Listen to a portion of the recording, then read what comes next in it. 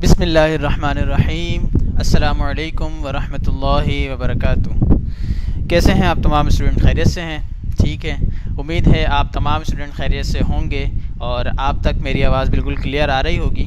तो कमेंट करके बता दीजिए कि किस आवाज़ क्लियर है और आप लोग जो है प्रेजेंट हो गए, तो वो भी बता दीजिए।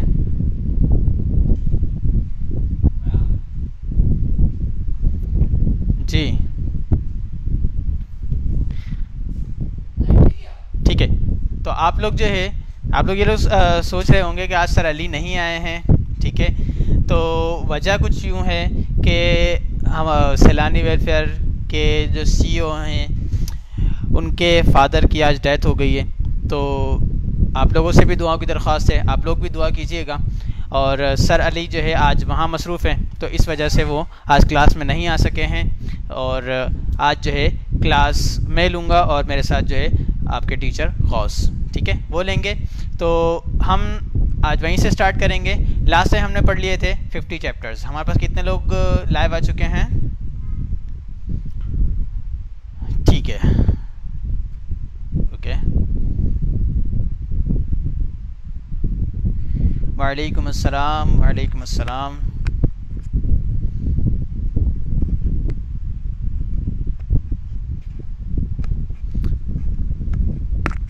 आप तमाम लोगों से दुआओं की दरख्वास्त है कि सैलानी वेलफेयर के सीईओ गज़ाल साहब, उनके फादर का इंतकाल हो गया है। आप तमाम से दुआओं की दरख्वास्त है।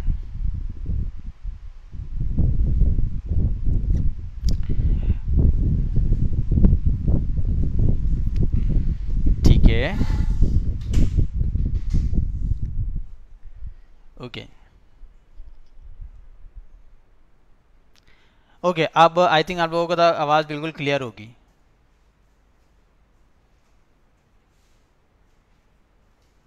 क्लियर है? ओके।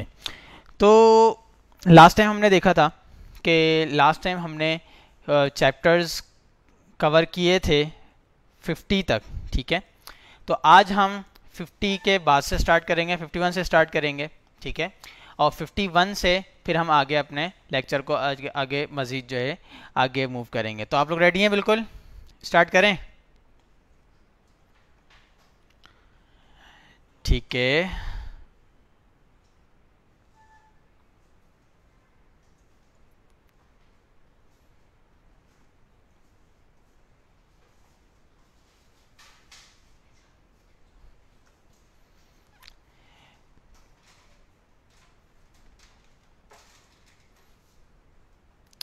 रिज़ल्ट का ये तो सर अली ही बताएंगे।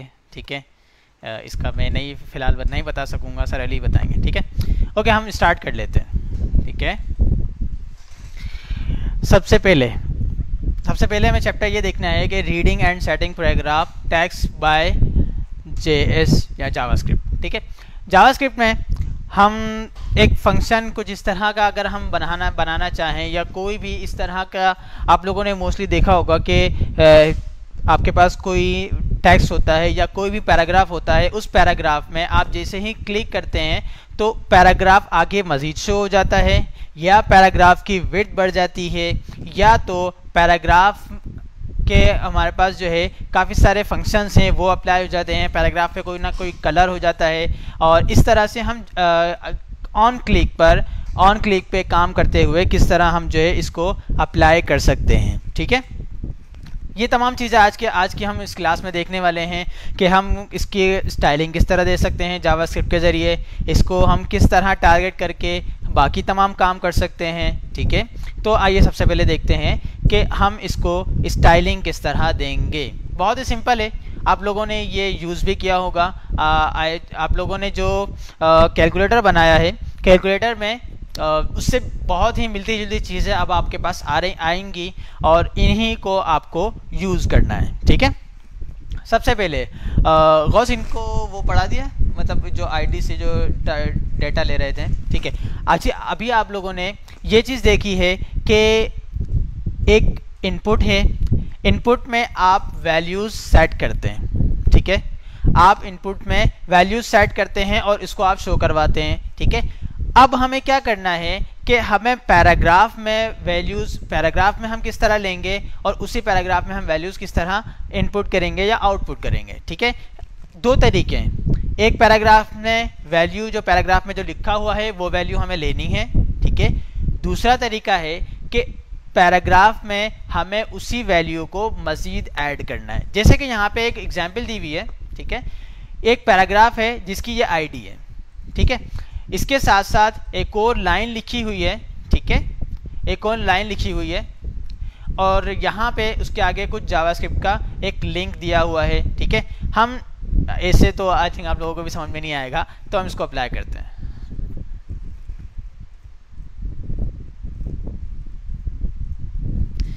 आज क्लास है क्लास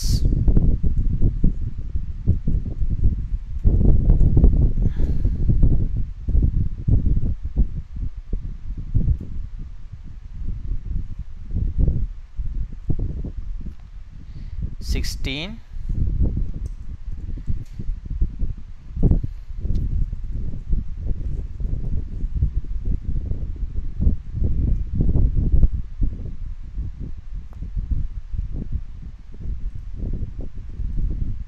हमारे पास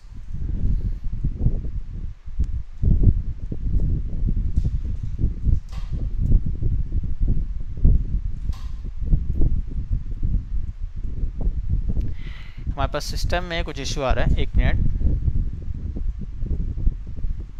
ठीक है,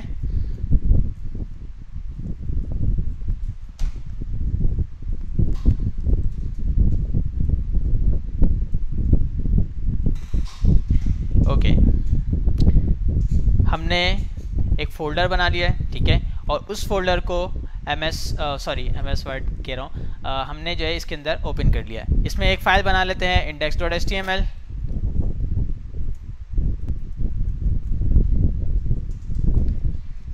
टाइपिंग में कुछ इशू है।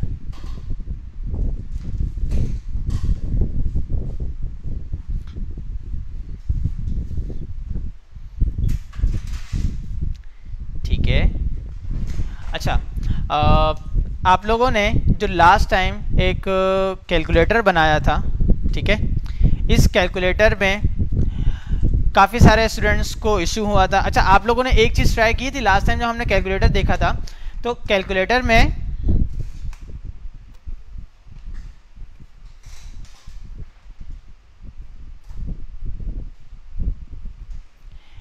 ठीक है, अच्छा, आप लोगों ने लास्ट टाइम एक कैलकुलेटर बनाया था, उसमें आप लोगों ने एक चीज़ ये देखी होगी कि आप लोग जब प्लस करवा रहे थे, जब तो आप लोग प्लस सही करवा रहे थे, लेकिन जब आप डबल साइन करवा रहे थे तो इस पर आपको कोई ना कोई एरर शो करवाना था। ठीक है, अगर आपने 2++ कर दिया तो उस पर आपको एरर शो करवाना था। आप लोगों में से कितनों ने ये चीज़ जो है अप्लाई की थी? आप लोगों में से कितनों ने इस चीज़ को नोट किया था और उस चीज़ को फिर आगे आप लोगों ने अप्लाई भी किया था और इस चीज़ को चेक किया था कि किस तरह रिमूव हो सकता है?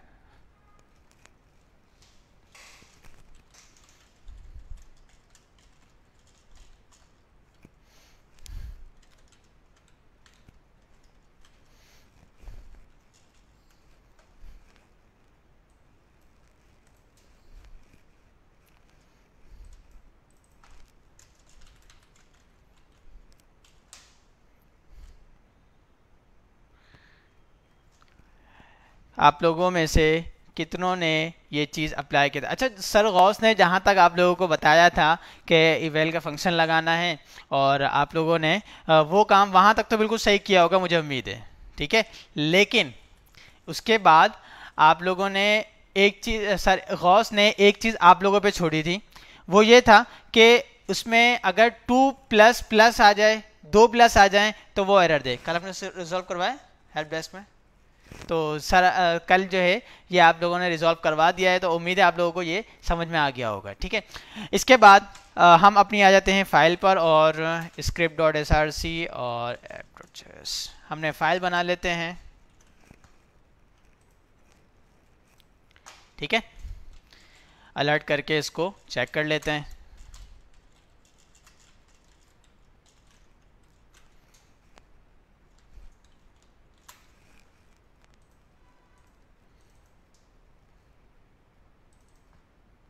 ओके, फाइल हमारी रन हो रही है।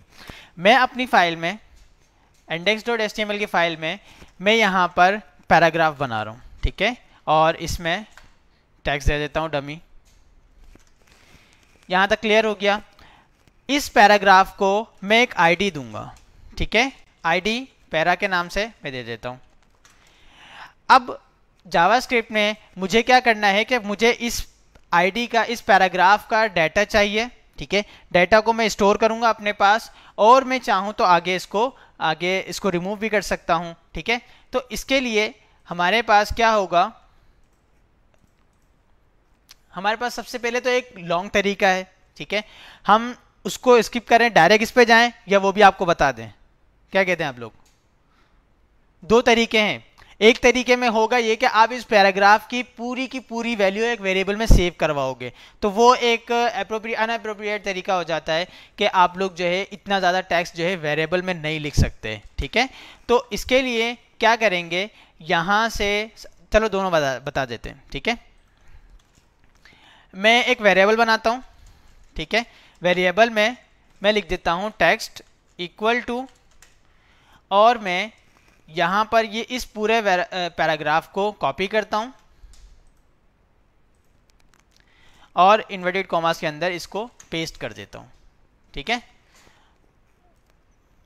अच्छा, मैं डबल इन्वर्टेड कॉमास में कर देता हूँ ताकि जो है इस तरह का कोई भी एरर ना आए। अभी भी आ रहा है?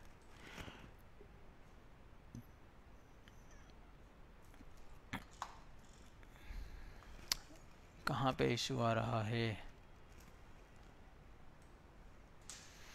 हमारे पास एक टेक्स्ट है, ठीक है, और इसके अंदर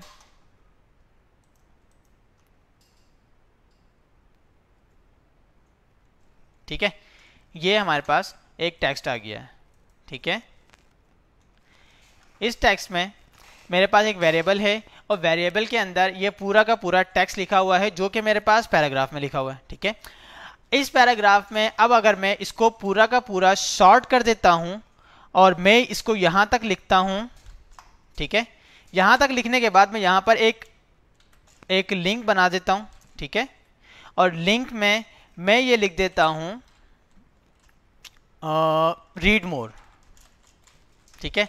मतलब अगर आपको और मजीद इसको पूरा पैराग्राफ को पढ़ना है तो आप इसको इस पे क्लिक करेंगे, जब ही आप जो है इसको पूरा पढ़ सकेंगे। तो आपको ये किस तरह आप ये तमाम चीज़ों को किस तरह बना सकते हैं, तो वो आप किस तरह बनाएंगे, मैंने एक लिंक लगाया है और इस पर ऑन क्लिक में मैं क्या करूँगा, एक फंक्शन लगा दूंगा, ठीक है, और इसके अंदर मैं ये मैंने एक फंक्शन कॉल कर दिया, ठीक है। यही फंक्शन मैं बना भी देता हूं यहां पर,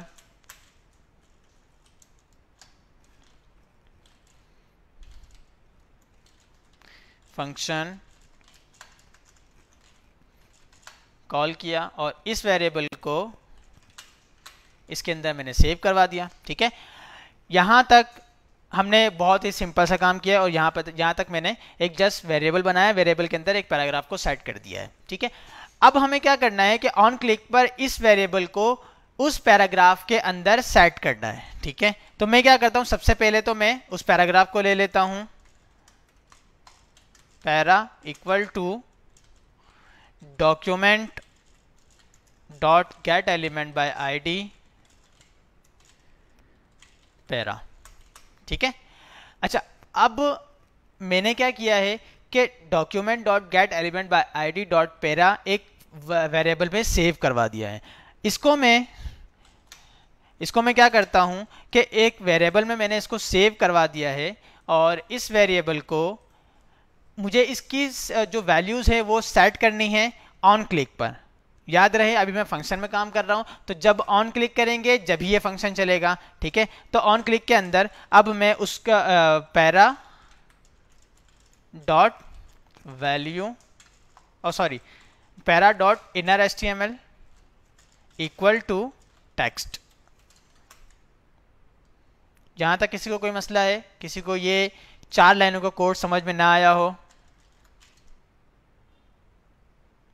बहुत ही सिंपल सा कोड लिखा है मैंने। यहां तक किसी को कुछ समझ में ना आया हो तो जल्दी से कमेंट करके बताएं।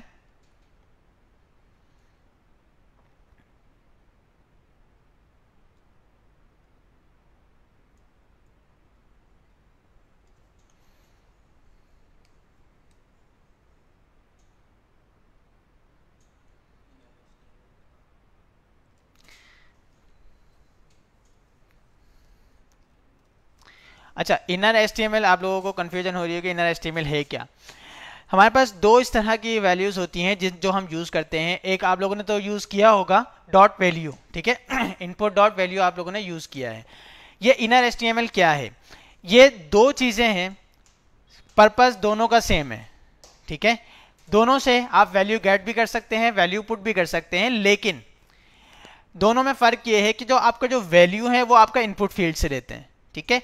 और इनर HTML में आप जो है इस तरह काम कर, मतलब पैराग्राफ हो या कोई भी डिव हो तो हम उसमें इस तरह काम कर रहे होते हैं, दैट्स इट। इसके अलावा इसमें कोई भी डिफरेंस नहीं है, ठीक है।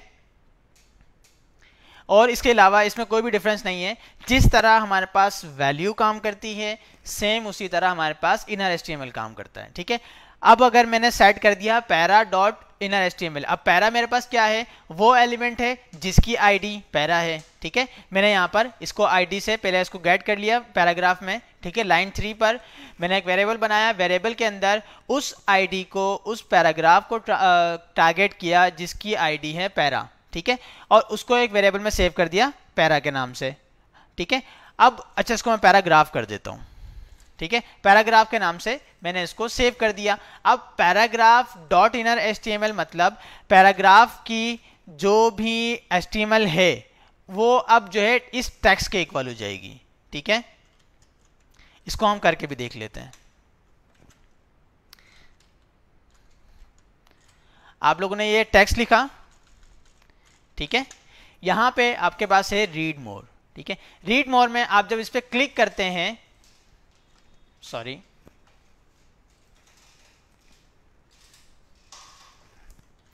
हाँ, अच्छा, हमारे पास एक और यहाँ पे आपका फंक्शन बिल्कुल सेम चल रहा है, बिल्कुल सही तरीके से चल रहा है। लेकिन जब हम इस लिंक पर क्लिक करते हैं तो इस लिंक पर क्लिक करते ही आपका पेज रीलोड हो रहा है, ठीक है। तो हमें इस रीलोड को रोकना है, तो इसके लिए हमारे पास हमारी जावास्क्रिप्ट की बुक में आपका ये कोड दिया हुआ है, हम सेम इसी को कॉपी कर लेंगे। href जावास्क्रिप्ट वॉइड, इसको आपको जस्ट कॉपी करना है और इस href में पेस्ट कर देना है,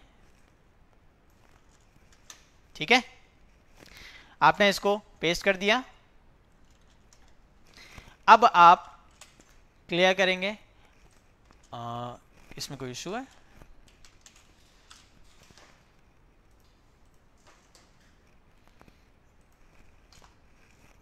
ठीक है, ठीक है। तो हमने क्या किया है, सबसे पहले कोड को देख लेते हैं। कोड में हमने क्या किया है, ऑन क्लिक पर एक फंक्शन चलाया है। फंक्शन को रीड करते हैं कि सबसे पहले तो मैंने टेक्स्ट में पूरा का पूरा पैराग्राफ एक वेरिएबल में ले लिया, टेक्स्ट के वेरिएबल में एक दूसरा पैराग्राफ लिया मैंने, और इस पैराग्राफ में उस एलिमेंट को टारगेट कर लिया जिसकी आईडी है पैरा, ठीक है। उसके बाद नेक्स्ट लाइन पर मैंने पैराग्राफ डॉट इनर HTML में इस टेक्स्ट के पैराग्राफ को सेट कर दिया है, दैट्स इट। 3 लाइनों का कोड है, बहुत ही सिंपल है, और इसकी मदद से हम जो है इस तरह का काम कर सकते हैं। आप लोगों ने देखा होगा कि रीड मोर पे जब आप जैसे ही क्लिक करते हैं तो आपका पैराग्राफ जो है मजीद एक्सटेंड हो जाता है, आप उसको पढ़ सकते हैं, ठीक है। अभी आपका ये शॉर्ट एंड टेक्स्ट है, ठीक है, शॉर्ट टेक्स्ट है। आप जब इस पर क्लिक करेंगे तो अब आपके पास इस तरह का पूरा टेक्स्ट आ जाएगा, ठीक है। तो ये हमने एक बहुत ही सिंपल सा एक काम कर लिया है, ठीक है। अच्छा, इसके बाद हम नेक्स्ट जो देखते हैं कि ये हमने जो एक एप्लीकेशन बनाई है, इसके अंदर हमने जो टेक्स्ट जो वेरिएबल लिखा है ये बहुत ही लेंथी है, ठीक है। और हम टेक्स्ट में अमूमन क्या लिखते हैं, जो वेरिएबल में जो डेटा सेव करवा रहे होते हैं बहुत ही शॉर्ट डेटा होता है। लेकिन अभी इस वक्त हमारे पास एक पूरा का पूरा पैराग्राफ लिखा हुआ है, इस तरह मोस्टली हमारे पास काम नहीं होता। हमारे पास काम अगर हम ये करें कि एक पैराग्राफ और बनाते हैं, जैसे कि हम अपने index.html वाले पेज पर आते हैं, पैराग्राफ बनाया, ठीक है, और इसको मैंने वैल्यू दे दी, आईडी दे दी है मैंने इसको,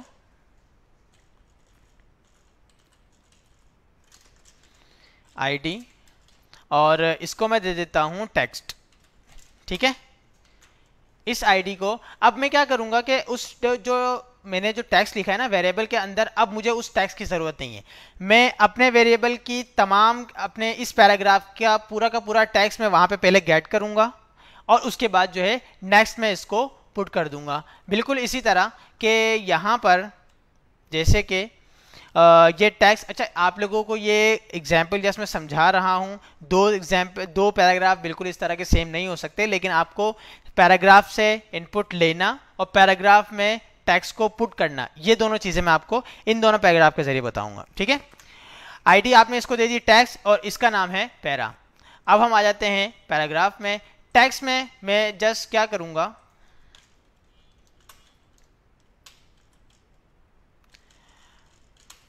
मैं इसको पूरा का पूरा डिलीट करता हूं। Document dot get element by ID, इसमें मैं आईडी दूंगा टेक्स्ट की। डॉट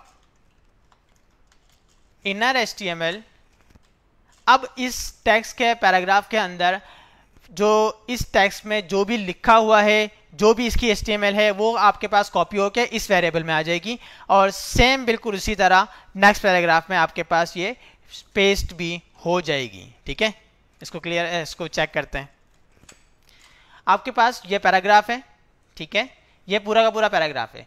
आप ये चाह रहे हैं कि इस पे, अब आप जैसे इस पे क्लिक करेंगे तो इस पे क्लिक करते ही आपका ये पूरा का पूरा पैराग्राफ इस वाले पूरे पैराग्राफ से आपका रिप्लेस हो जाएगा। ठीक है, आपने क्या किया है, इस पैराग्राफ को पहले आपका अपना डाटा एक्सट्रैक्ट किया है।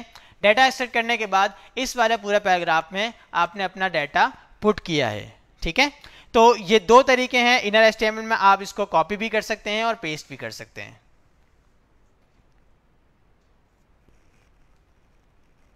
ठीक है, यहां तक किसी को कोई इशू है, कोई क्वेश्चन है यहां तक?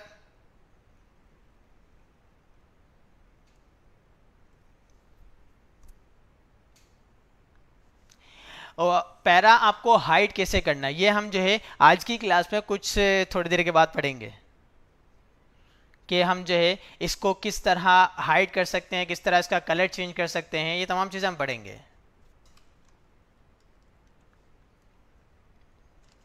इसको फिर से समझते हैं। ठीक है, यहाँ पर मेरे पास दो पैराग्राफ हैं, लेट्स मेक इट सिंपल। ठीक है, और कोड भी थोड़ा सा सिंपल कर लेते हैं।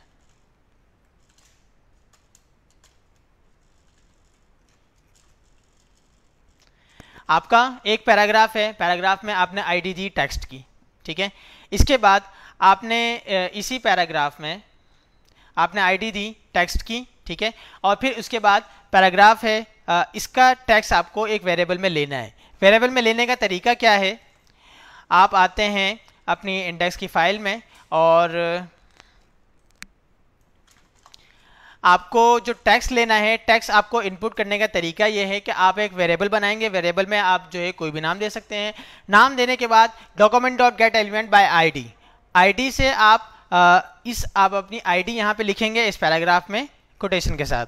ठीक है, डॉट इनर एचटीएमएल का मतलब आपकी इस आईडी की, इस टैग की इनर एचटीएमएल में जो भी टेक्स्ट लिखा हुआ है वो आपका इस टेक्स्ट में कॉपी हो जाएगा। इतना क्लियर हो गया? अब आपके पास ये टेक्स्ट क्लियर हो गया। अब आप इसको किसी भी पैराग्राफ में या किसी भी दूसरी आईडी वाले टैग में आप इसको पुट कर सकते हैं। ठीक है, जैसे कि मैंने क्या किया, एक और वेरिएबल बना लिया और पैराग्राफ में मैंने एक दूसरे एलिमेंट को टारगेट कर लिया। Document dot get element by ID, जिसकी आईडी है मेरे पास पैरा। ठीक है, अब मैं क्या करूंगा, यहां पर डॉट पैराग्राफ, अब मैंने इस पैराग्राफ में इस टारगेट को, इस टैग को टारगेट कर लिया और अपने पास इस पैराग्राफ में सेव कर लिया है। तो अब मैं क्या करूंगा, paragraph dot inner HTML, inner HTML के अंदर हम आ गए, इक्वल टू टेक्स्ट। ठीक है, ये टेक्स्ट आपने इस लाइन के अंदर जो भी टेक्स्ट आपने कॉपी किया है अब इस वाले दूसरे वाले पैराग्राफ के अंदर आपको इसको पेस्ट करना है। यहां तक क्लियर है?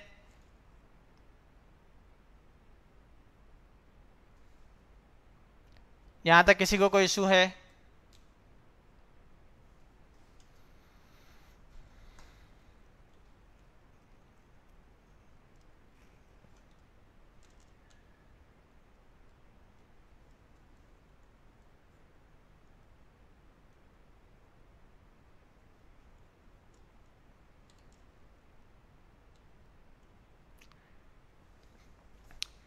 यहां तक किसी को अगर कुछ समझ में ना आया हो?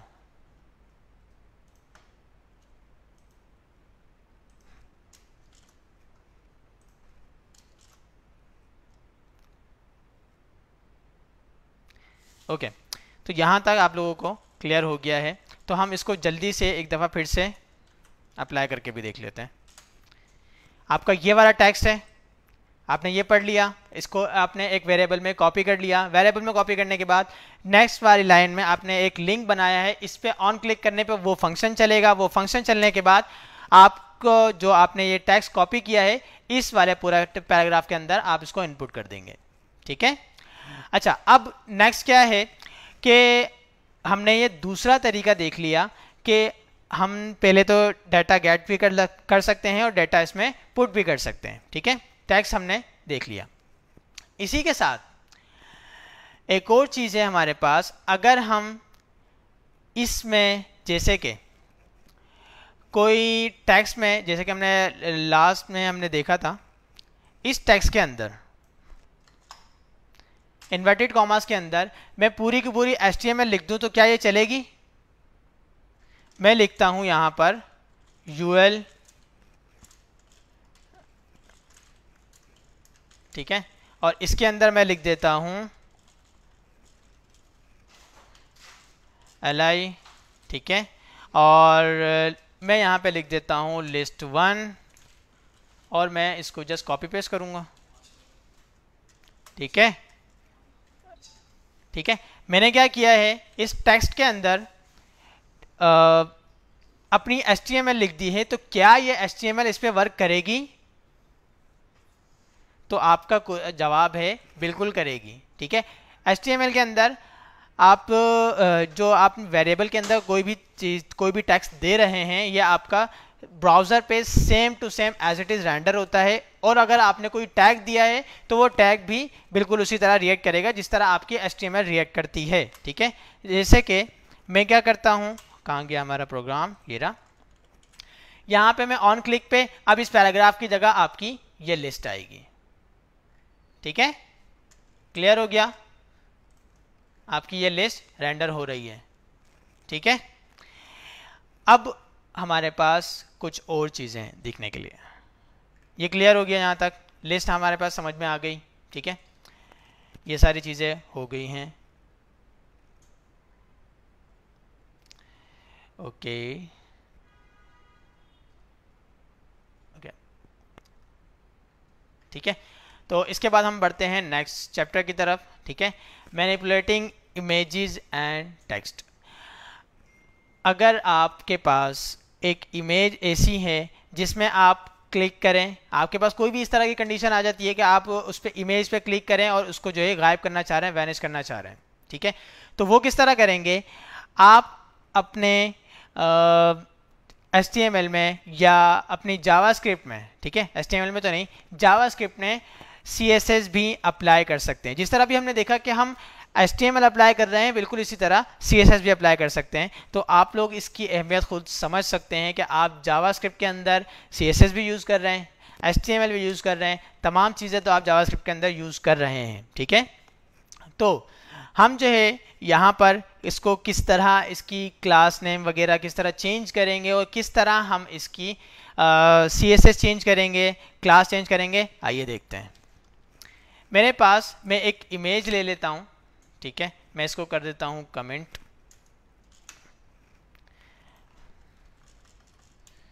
मैं यहाँ पर एक इमेज ले लेता हूँ, इमेज। ठीक है,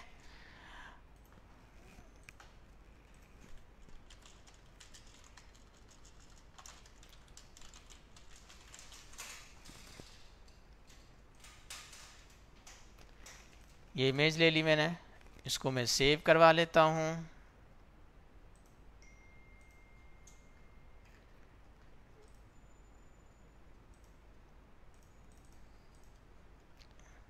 ठीक है,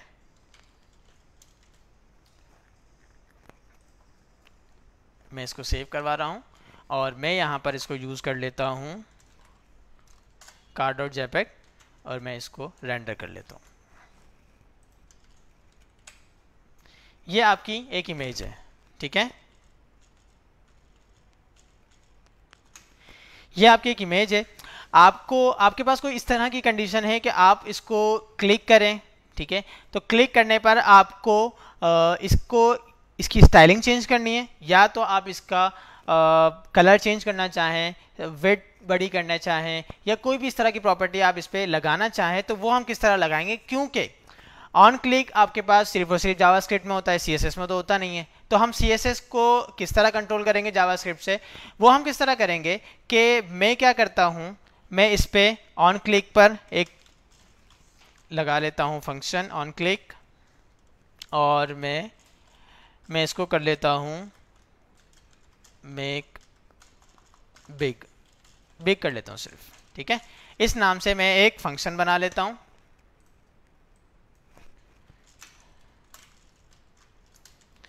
फंक्शन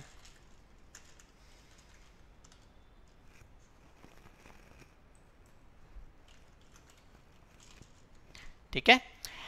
अब मुझे क्या करना है, मुझे ये करना है कि एक CSS की फाइल बनानी है, स्टाइल डॉट सॉरी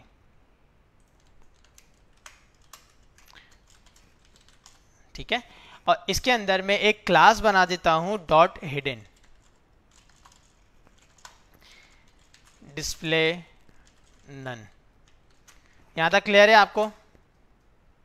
ये तो बहुत ही सिंपल है ना, मैंने एक जस्ट बिल्कुल सिंपल सी एक फाइल बनाई है, CSS की भी फाइल बना दी है डॉट हिडन की क्लास बनाकर, और HTML CSS, ठीक है। यहाँ पर मैं अपनी इस इमेज को ID देता हूँ,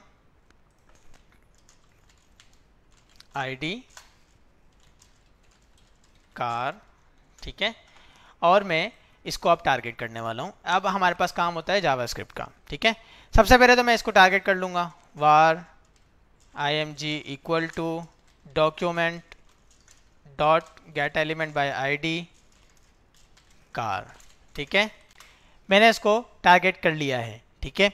अब मुझे इसमें कोई ना कोई, या तो मुझे इसकी स्टाइलिंग चेंज करनी है, ठीक है। स्टाइलिंग किस तरह चेंज होगी वो तो अभी हमारे पास यहाँ पे पॉसिबल नहीं है, लेकिन मैं इसकी क्लास चेंज करना चाहूँ वो मैं बिल्कुल कर सकता हूँ, ठीक है। वो मैं किस तरह करूँगा कि img dot class name, sorry मैंने यहाँ पे एलिमेंट को टारगेट किया, img dot class name equal to, यहां पर मैं लिखूंगा हिडन। आप लोगों को क्लियर है? अच्छा, मैंने अब किया क्या है, 2 लाइनों का मैंने कोड लिखा है, ठीक है। अब इसको समझ लेते हैं। मैंने यहां पर एक फंक्शन बनाया है, फंक्शन में एक वेरिएबल बनाया है, वेरिएबल में इस इमेज के एलिमेंट को, इस इमेज के टैग को मैंने टारगेट करके अपने पास वेरिएबल में सेव करवा लिया है। नेक्स्ट लाइन में मैंने क्या किया है कि वेरिएबल के अंदर मैंने एक क्लास नेम सेट कर दी है, क्लास नेम मैंने इसके अंदर इनपुट कर दी है, जिसको स्टाइल किया हुआ है डिस्प्ले नन, यानी वो यहाँ पर शो नहीं होगी, ठीक है। तो मुझे जब मैं किसी भी एलिमेंट में ये वाली क्लास दूंगा तो ऑब्वियसली वो गायब हो जाएगी, ठीक है। तो मैं इसको इसी तरह करता हूँ,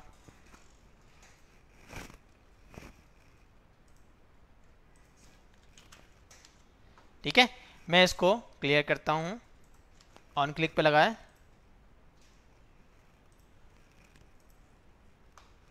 ऑन क्लिक बिग, ठीक है, ID ले ली, ठीक है, और ठीक है, यहाँ पर इसको मैं सेव करता हूँ, और यहाँ पे भी मैं इसको सेव कर लेता हूँ।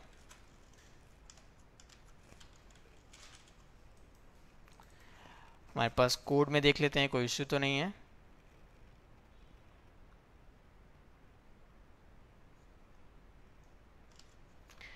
कोड में तो हमारे पास कोई इशू नहीं है।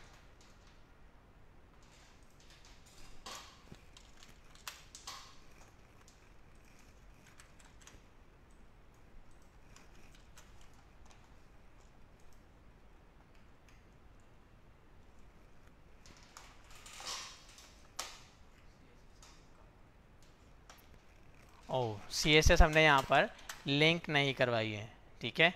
तो CSS भी हमें लिंक करवानी है, क्योंकि हम जो है इसको यहाँ पर हम इस पर भी तो काम कर रहे हैं, ठीक है। अब आपकी ये वर्क करेगी, सॉरी,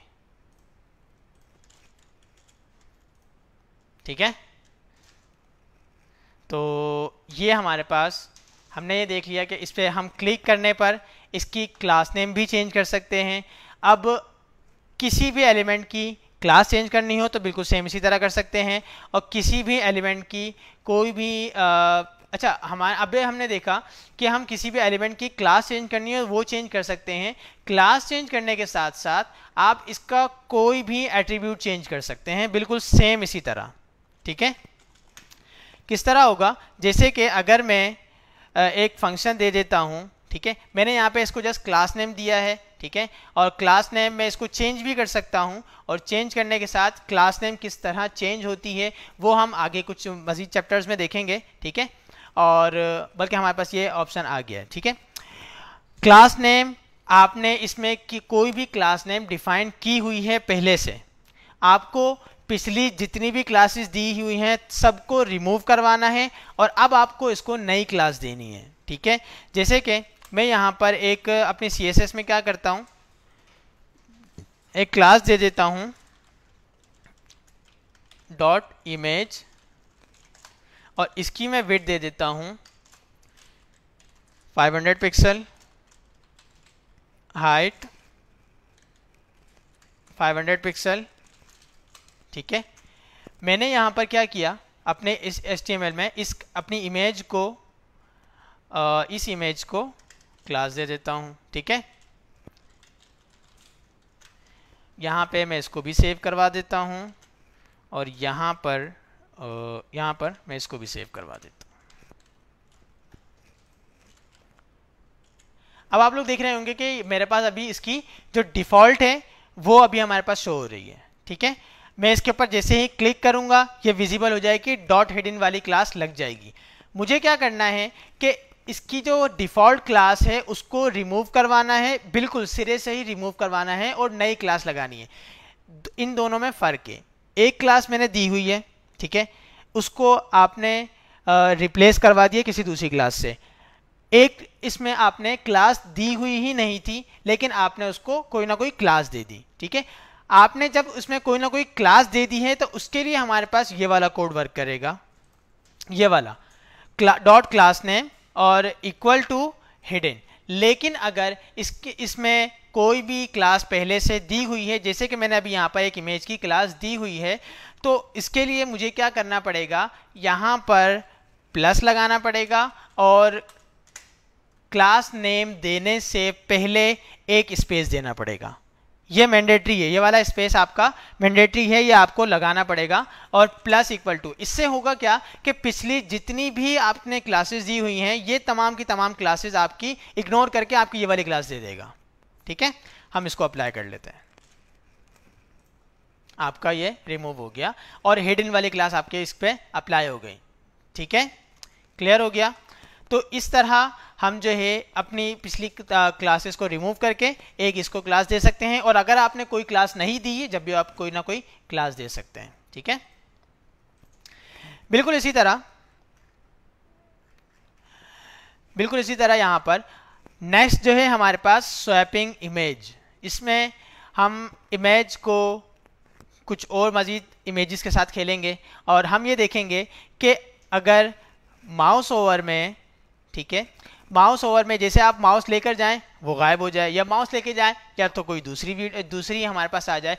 जैसा कि अभी मैंने कुछ देर पहले कहा था कि आपने जिस तरह इसको क्लास नेम दी है, क्लास नेम दिया है, बिल्कुल सेम इसी तरह आप इसको कोई दूसरा एट्रीब्यूट भी चेंज कर सकते हैं। इमेज के अंदर एक एट्रीब्यूट होता है SRC का, SRC के अंदर आप इक्वल टू कोई ना कोई इमेज रेफरेंस देते हैं। बिल्कुल सेम उसी तरह आप यहाँ पे इमेज रेफरेंस इसको चेंज भी कर सकते हैं, ठीक है। वो किस तरह करेंगे आइए देख लेते हैं। अच्छा, एक चीज़ जो मैं आपको पिछले चैप्टर में आप बताना भूल गया, वो ये कि जब आप यहाँ पर क्लास नेम देते हैं तो आप यहाँ पर क्लास नहीं देते हैं, क्लास नेम आपको देना होता है। और ये आपका कैमिल केस में होता है, आपका स्टार्ट स्मॉल लेटर से होता है और आपका एन जो है कैपिटल लेटर होता है, ठीक है। तो इस चीज़ का ख्याल रखना है, ठीक है। तो बाकी जो है आप लोग जब प्रैक्टिस करेंगे तो आप लोगों की ये वैसे ही आदत बन जाएगी, ठीक है। अब हमें क्या करना है, इमेज में माउस ओवर, ठीक है, माउस ओवर में, और बाकी तमाम चीज़ें हम किस तरह इमेज स्वैपिंग किस तरह होगी वो हम देख लेते हैं। इवेंट्स तो आप लोगों ने सबने पढ़े ही होंगे, ठीक है, पढ़े ना। मैं एक इमेज बना लेता हूँ, इमेज src कार, ठीक है, और ऑन माउस ओवर, मतलब अब आप माउस जब इस इमेज पर लेकर आएंगे तो जब ये फंक्शन चलना चाहिए, ठीक है। ऑन माउस ओवर में मैं इसको फंक्शन दे देता हूँ चेंज इमेज का, और मैं इसका एक फंक्शन बना लेता हूँ,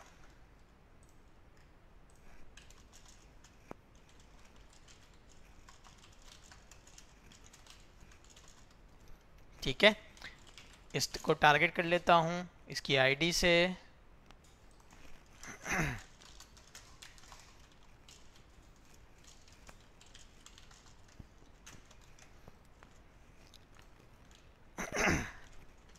equal to document dot get element by ID img। मैंने इसको टारगेट कर लिया। मुझे अब नेक्स्ट पे क्या करना है, क्या इशू है, अच्छा मैंने नाम नहीं दिया है, कार इमेज, ठीक है,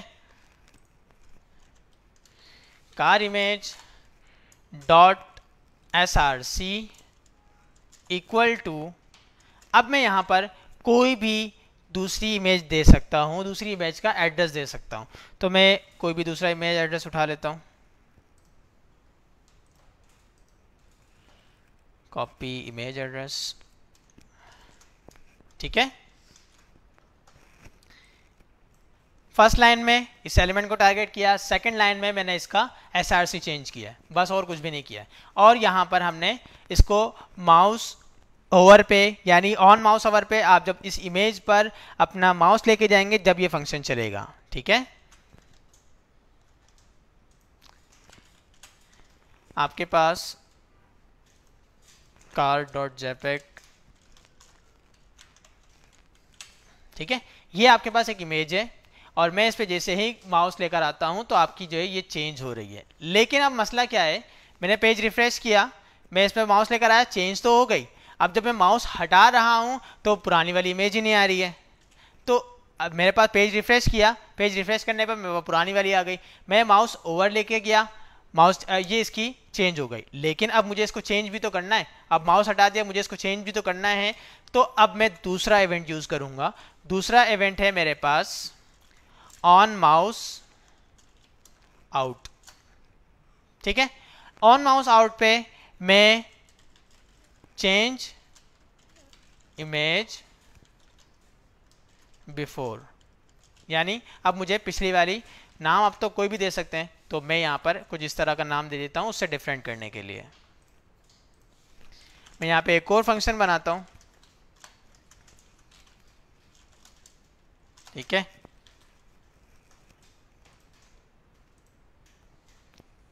सेम इसी को कॉपी कर लेता हूँ। इसके बाद car image dot src equal to, अब मैं इसको पुरानी वाली इमेज का एड्रेस दूंगा, तो लाजमी सी बात है वो भी मुझे यहाँ पे स्ट्रिंग में ही लिखना पड़ेगा, ठीक है। तो मैं यहीं से कॉपी कर लेता हूँ। अच्छा, ये मेरे पास डायरेक्ट लोकली यूज़ हुई है कार इमेज का, तो मैं यहाँ पे कार इमेज यूज़ कर लेता हूँ, कार डॉट जेपेग, अब मैं अपना माउस इस पे इमेज पर लेकर आता हूँ और इससे यहाँ पर हटा देता हूँ, तो ये हिडन हो गई है। ये क्यों हुआ है? मेरे पास फर्स्ट वाला फंक्शन भी चल रहा है क्या?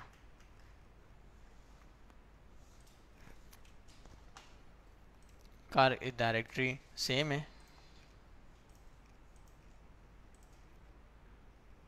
जेपेग से वैसे कोई इश्यू तो नहीं होना चाहिए।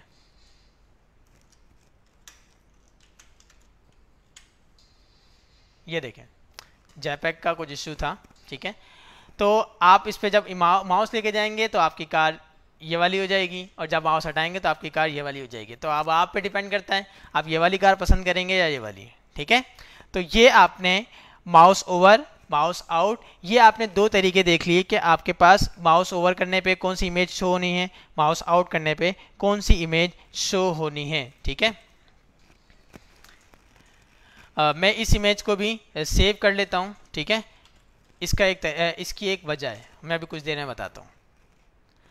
अब हम एक काम करते हैं कि हमने इन दोनों काम के लिए अलग अलग दो फंक्शंस बनाए। क्या मैं इसको एक ही फंक्शन में काम कर सकता हूँ? बिल्कुल कर सकते हैं। हमें क्या करना है कि एक फंक्शन में बनाता हूँ चेंज इमेज का, इन दोनों को मैं इसको फिर से कमेंट कर देता हूँ। मैंने इसको कमेंट किया और अपने इंडेक्स की फाइल में कार के इसमें इमेज में, ठीक है। अब यहाँ पर फंक्शन जो है मैं दोनों सेम ही कॉल करूँगा, ठीक है। दोनों फंक्शन सेम ही कॉल करूँगा। फर्स्ट पैरामीटर में मैं इसके दे दूंगा आईडी,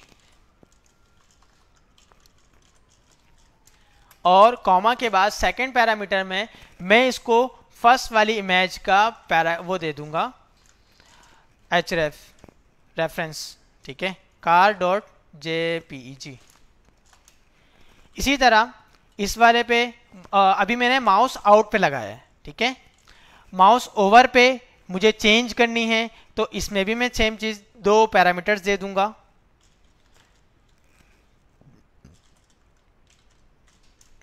अच्छा, मैं पहले ये देख लूं कि आईडी मैंने कुछ अलग दी है, img, और इसमें भी img, कॉमा। अब मैं यहाँ पे रेफरेंस दूंगा car2.jpeg, ठीक है।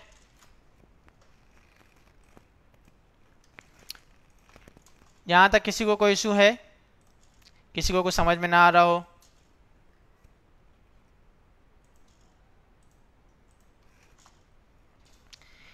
ये एक पैराग्राफ, एक जो है मैंने एक ही फंक्शन कॉल किया है लेकिन अलग अलग इवेंट्स में सॉरी, मैंने एक ही फंक्शन कॉल किया है लेकिन अलग अलग इवेंट में। पहले पैरामीटर में डाटा तो दे सकते हैं ना हम, तो पहले पैरामीटर में मैंने दी है आईडी, दूसरे पैरामीटर में मैंने दिया है href, यानी आपका जो इमेज का रेफरेंस है वो दिया है मैंने, ठीक है,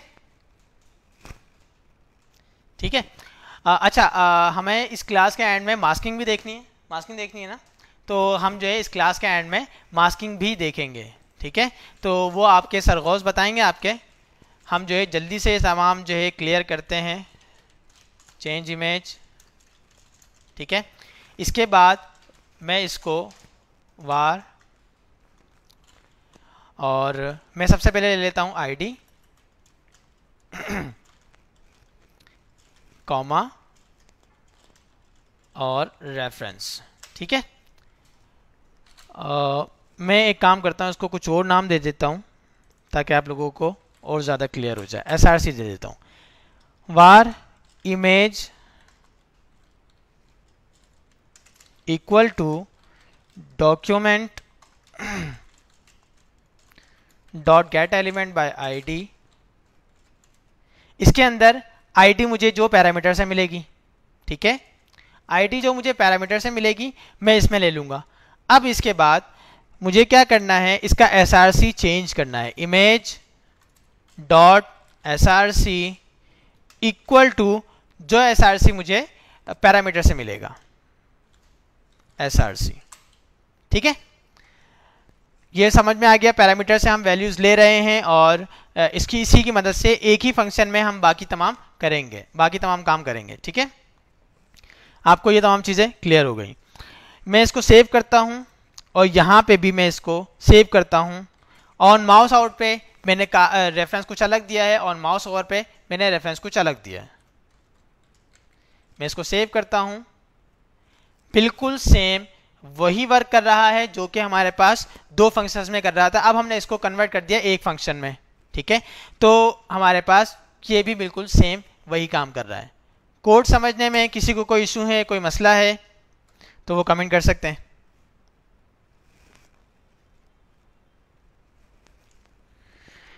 यहां तक कोड समझने में अगर किसी को कोई इशू है?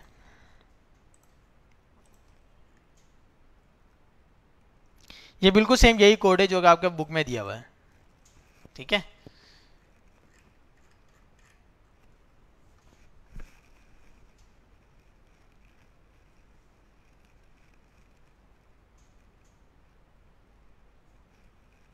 ठीक है, क्लियर है। अच्छा, अब हम क्या करते हैं, अब हम आ जाते हैं इस ये चैप्टर भी हमारे पास ख़त्म हो गया। हमने ये भी देख लिया माउस ओवर पे क्या कर सकते हैं, माउस आउट पे क्या कर सकते हैं, ऑन क्लिक पे भी हम तमाम काम जो है कर सकते हैं। अब हमें क्या करना है कि हमने ये तो देख लिया कि हम जो है उसके स्वैप करने पर, यानी अपने इमेज उसको जो है होवर करने पर चेंज करवा सकते हैं। ठीक है, अच्छा ये काम आप जो है CSS में नहीं कर सकते थे। ठीक है, तो ये आपका जावास्क्रिप्ट के ज़रिए ही होता है और जो है आप इसी तरह काम कर रहे होते हो। ठीक है, अब हमारे पास क्या है, जिस तरह के मैंने अभी कुछ देर पहले कहा था कि आप जो है कोई भी एट्रीब्यूट चेंज कर सकते हैं। हमने SRC चेंज किया था, यहाँ पे आपका लिंक की भी एग्जांपल आ गई है कि आप जो है इसका लिंक भी चेंज कर सकते हैं। ठीक है, तो बिल्कुल सेम वही प्रोसेस है, सेम वही तरीका है और आप जो है इस तरह काम कर सकते हैं। ठीक है, आई थिंक मेरे को इसमें कुछ बताने की ज़रूरत है। यहाँ पे बिल्कुल सेम वही काम हुआ हुआ है, बस यहाँ पे href वाली एग्जांपल है।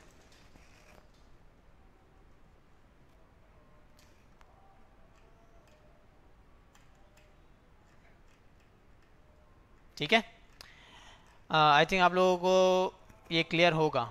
जिस तरह हमने SRC चेंज किया है, सेम इसी तरह हम href भी चेंज कर सकते हैं।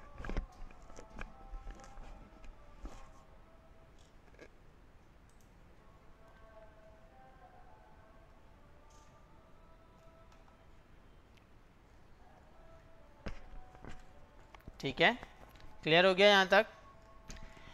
अब हमने क्लासेस भी सेट करना देख लिया है। क्लासेस हम जो है कोई डिफरेंट क्लासेस देना चाहें वो भी दे सकते हैं और कोई क्लास इसको असाइन भी कर सकते हैं। तो हमारे पास अब हम आ जाते हैं कि अगर हम इसको कोई क्लास देना नहीं चाह रहे हैं, सिर्फ और सिर्फ एक हमें काम करना है कि हम इसी लाइन में इसको कोई ना कोई स्टाइल दे दें। अच्छा, अजान हो जाए, अजान के बाद कंटिन्यू करते हैं।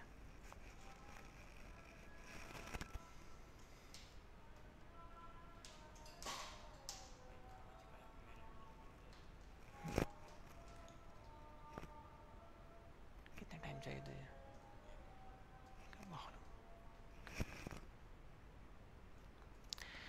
अच्छा, तो हमारे पास मास्किंग के लिए कितना टाइम चाहिए? कितना टाइम चाहिए सरगोश? अच्छा, जितना मैं दे दूं उतना टाइम चाहिए। ठीक है, तो खैर बस हम जो है इसके बाद जो है हमें बस कुछ नहीं ज़्यादा कुछ नहीं, बस 4-5 चैप्टर और पढ़ने हैं, बस और कुछ नहीं। ठीक है, तो अच्छा ज़्यादा नहीं पढ़ेंगे क्योंकि सर गौस को भी पढ़ाना है। ठीक है, तो हमें क्या करना है, हमें इसकी क्लास चेंज करनी है। ठीक है, क्लास चेंज करनी है तो हम जो है बिल्कुल सिंपल यही काम करेंगे। क्लास चेंज करने के लिए तो हमने ये तरीका तो पढ़ लिया, लेकिन अब हमें इसकी स्टाइलिंग भी अप्लाई करनी है।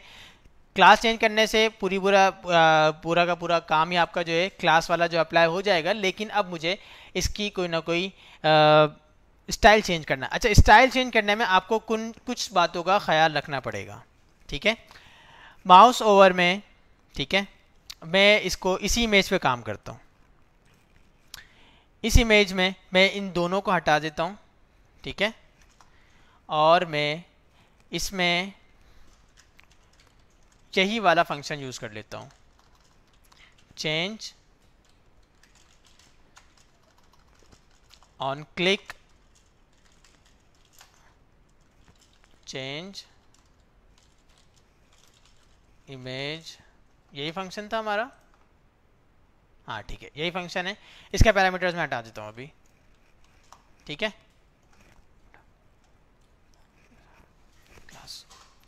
ठीक है, तो मैं क्या करूँगा, मैं सबसे पहले तो इसको टारगेट करूँगा और इसको मैं टारगेट करूँगा img हमारी क्लास आईडी है, इसी आईडी से मैं इसको टारगेट कर लेता हूँ।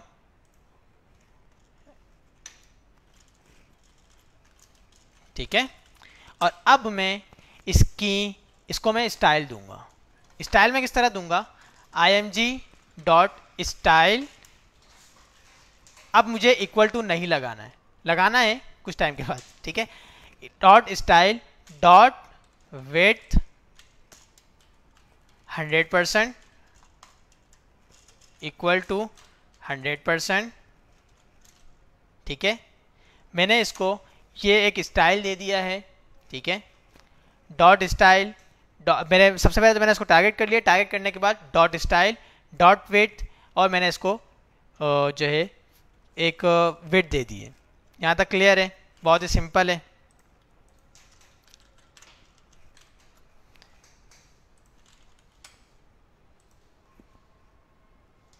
देखा, समझ में आया, कोई इशू है यहाँ तक? मैंने इसको जस्ट स्टाइल डॉट विड्थ दी है। विड्थ आप लोगों ने बहुत अच्छी तरह पढ़ा होगा कि आप जो इसमें से कौन कौन सी स्टाइलिंग जो है अप्लाई कर सकते हैं। मैंने जैसे आपको बहुत ही सिंपल दी है, इसको मैंने विड्थ दे दी है, ठीक है। अच्छा, एक काम और कर लेते हैं, इमेज में इसमें जो है थोड़ी सी ट्रांजिशन भी दे देते हैं तो थोड़ा सा अच्छा हो जाएगा।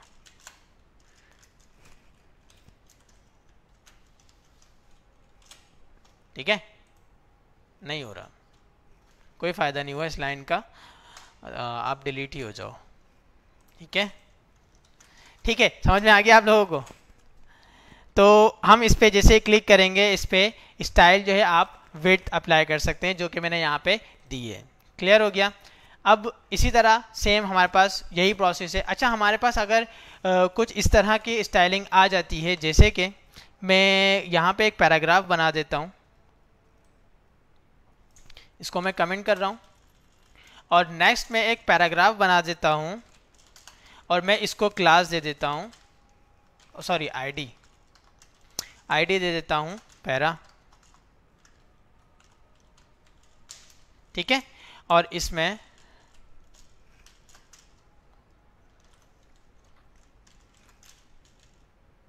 ठीक है, मैंने एक पैराग्राफ दे दिया और मैंने इसको आईडी दी है पैरा के नाम से। अब मैं इस अपने पैराग्राफ में ऑन क्लिक का ये पूरा फंक्शन उठा लेता हूँ, ठीक है। मैंने इसी पैराग्राफ पे ऑन क्लिक लगा दिया। ऑन क्लिक में मैंने ऑन चेंज लगाया और यहाँ पे मैं दे देता हूँ पैरा, ठीक है। पैरा देने के बाद यहाँ पर स्टाइल डॉट, मैं यहाँ पे इसको चेंज कर देता हूँ फॉन्ट साइज। आप लोगों ने देखा होगा कि यहाँ आप लोग जब CSS में फॉन्ट स्टाइल अप्लाई कर रहे होते हैं तो फॉन्ट साइज आप यहाँ पर बीच में डैश देते हैं और फिर आप इस तरह अप्लाई करते हैं। जावास्क्रिप्ट में आप इस तरह नहीं करते। जावास्क्रिप्ट में आपको इसको कॉन्केटिनेट करके लिखना होता है, कैमल केस में लिखना होता है। ये दो बातें आपको यहाँ पर याद रखने की हैं। जब आप डायरेक्टली आप स्टाइल दे रहे हों तो आपको ये चीज़ का ख्याल रखना है कि आप फॉन्ट स्टाइल फॉन्ट साइज आप जो है इस तरह करना चाहें। बाय डिफ़ॉल्ट मेरे पास होगा फॉन्ट साइज 1 EM, तो मैं इसको दे देता हूँ 2 EM, ठीक है। ठीक है, तो 1 EM में मेरे पास बाय डिफ़ॉल्ट है, 2 EM में मेरे पास, अब मैं इसको ऑन क्लिक पे सेट करवाना चाह रहा हूँ, ठीक है। फॉन्ट स्टाइल फॉन्ट साइज देने का तरीका आप लोगों ने देख लिया। यहाँ पे मेरे पास एक टेक्स्ट दिया हुआ, मैं इस पे जैसे ही क्लिक करता हूँ तो आपकी ये जो फॉन्ट साइज है वो बड़ा हो जाता है। इस तरह आप जो है इसको स्टाइलिंग भी दे सकते हैं, ठीक है। क्लियर हो गया? अच्छा, स्टाइलिंग में आप लोगों को जो चीज़ जिस चीज़ का ख्याल रखना है वो भी आप लोगों ने देख लिया है, ठीक है। ओके, फॉन्ट साइज ये देखा आप लोगों ने बिल्कुल इसी तरह दिया हुआ है। अच्छा, आप लोग जब इसमें विजिबिलिटी इस तरह देंगे, मार्जिन इस तरह दे सकते हैं, मार्जिन पैडिंग जो भी आप देना चाहें, जो भी स्टाइल देना चाहें, ऑन क्लिक पर, ऑन माउस ओवर पर, या कोई भी आप इस तरह देना चाहें वो बिल्कुल दे सकते हैं। लेकिन अब हमें एक चीज़ का यहाँ पे एक प्रॉपर्टी है जो कि आप लोगों ने अपनी एप्लीकेशन को रिस्पॉन्सिव बनाने के लिए की होगी, फ्लोट की। ठीक है, फ्लोट की प्रॉपर्टी आप इसमें डायरेक्ट यूज़ नहीं करते। एक वाहिद ये प्रॉपर्टी है जो आपके डायरेक्ट यूज़ नहीं करते, और इसमें आपको CSS फ्लोट लगाना पड़ता है। ये यहाँ पे डिफरेंस है थोड़ा सा। आप लोग यहाँ पे देख रहे होंगे कि ये स्टाइल डॉट CSS फ्लोट है, बाकी आप और आगे वैल्यू दी हुई है। ठीक है, इस वाली प्रॉपर्टी में आपको जस्ट सिर्फ इस चीज़ का ख्याल रखना पड़ता है कि फ्लोट से पहले आपको CSS लगाना पड़ता है, और बाकी आपका काम बिल्कुल सेम उसी तरह होता है। मार्जिन उसी तरह देंगे, पैडिंग उसी तरह देंगे, font size, font color, border color, border weight, तमाम चीज़ें आप बिल्कुल सेम इसी तरह देंगे। क्लियर है? ठीक है, ओके। तो यहाँ तक आप लोगों को तमाम चीज़ें क्लियर हो गई हैं। नेक्स्ट आगे बढ़ते हैं। ठीक है, अब हमारे पास जिस तरह हमने देखा था कि हम अपने एलिमेंट्स को अपने जो भी हम एलिमेंट्स बना रहे थे उनको हम आईडी से टारगेट कर रहे थे। ठीक है, आईडी से टारगेट कर रहे थे, लेकिन हमारे पास इशू ये था, हम जो है आईडी से टारगेट कर रहे थे। अब अगर हम इसको टैग नेम से टारगेट करना चाहें, वो हम किस तरह करेंगे? हमारे पास बहुत ही सिंपल तरीका है। ठीक है, मैं अपने यहाँ पर इस पैराग्राफ को कमेंट कर रहा हूँ, और कमेंट करने के बाद यहाँ पर 3 पैराग्राफ बनाऊंगा मैं। ठीक है,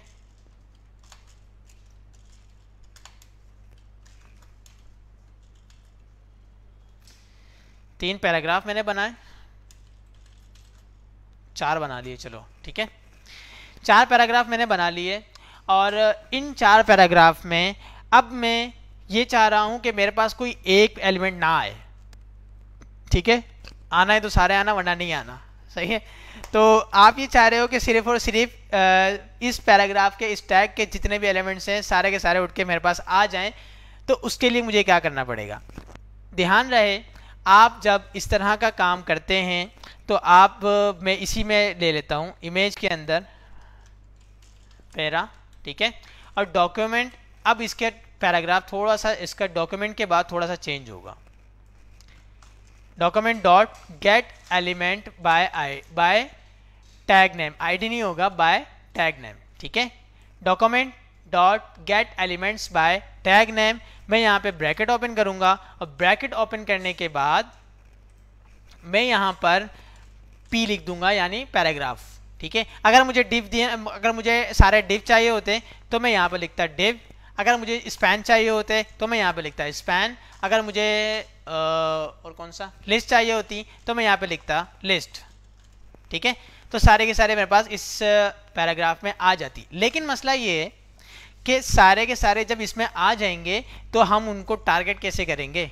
ठीक है, तो टारगेट करने का तरीका ये है कि आप जब इसको जब लेते हैं तो ये आपके पास एक एरे में आ जाते हैं। ठीक है, एरे 0 में आपका सबसे फर्स्ट वाला पैराग्राफ आएगा, एरे 1 में आपका सेकंड पैराग्राफ, एरे और एक मिनट मैं आपको यहाँ पे दिखा दूँ, ये वाला पैराग्राफ आपका 0 में आएगा, ये आपका 1 में, ये आपका 2 में, और ये आपका 3 में। ठीक है, क्लियर हो गया?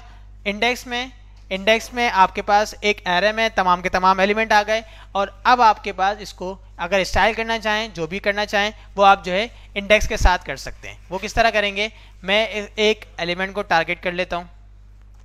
ठीक है, पैरा 1 को मैं टारगेट करता हूं, dot style dot color equal to red. ठीक है, मेरे पास एक पैराग्राफ का एक एरे बन गया है। इसके अंदर मेरे पास फर्स्ट वाला paragraph, second, third and fourth, तो इंडेक्स से मैं उठाऊंगा 0 1, सेकंड वाला पैराग्राफ को रेड होना चाहिए।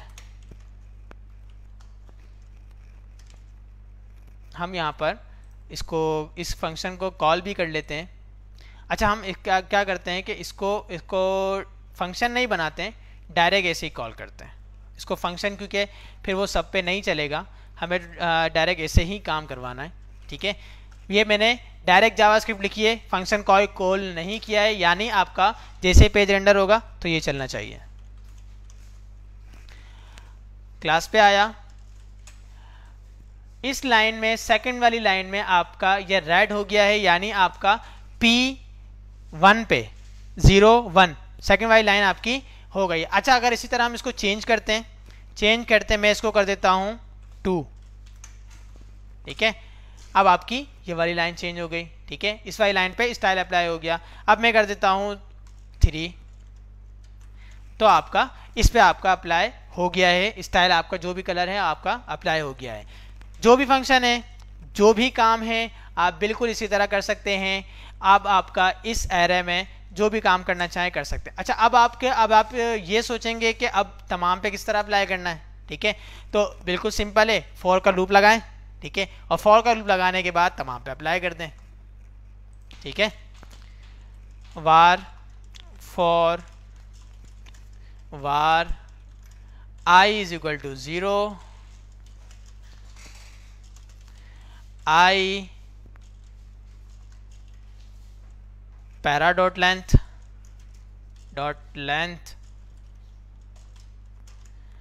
and I plus plus. ठीक है, मैं यहाँ पे para comma sorry bracket open करूँगा, I dot style dot color equal to blue. मैंने पहले रेड किया था, ब्लू कर दिया वार का लूप चलाने के लिए। ठीक है, तो ये आई थिंक आप लोगों को सबको समझ में आ गया होगा, बहुत ही सिंपल सा कोड है। ठीक है, आपका ये लूप चला और तमाम एलिमेंट्स पे अप्लाई हो गया। क्लियर है यहाँ तक? किसी को कोई इशू है?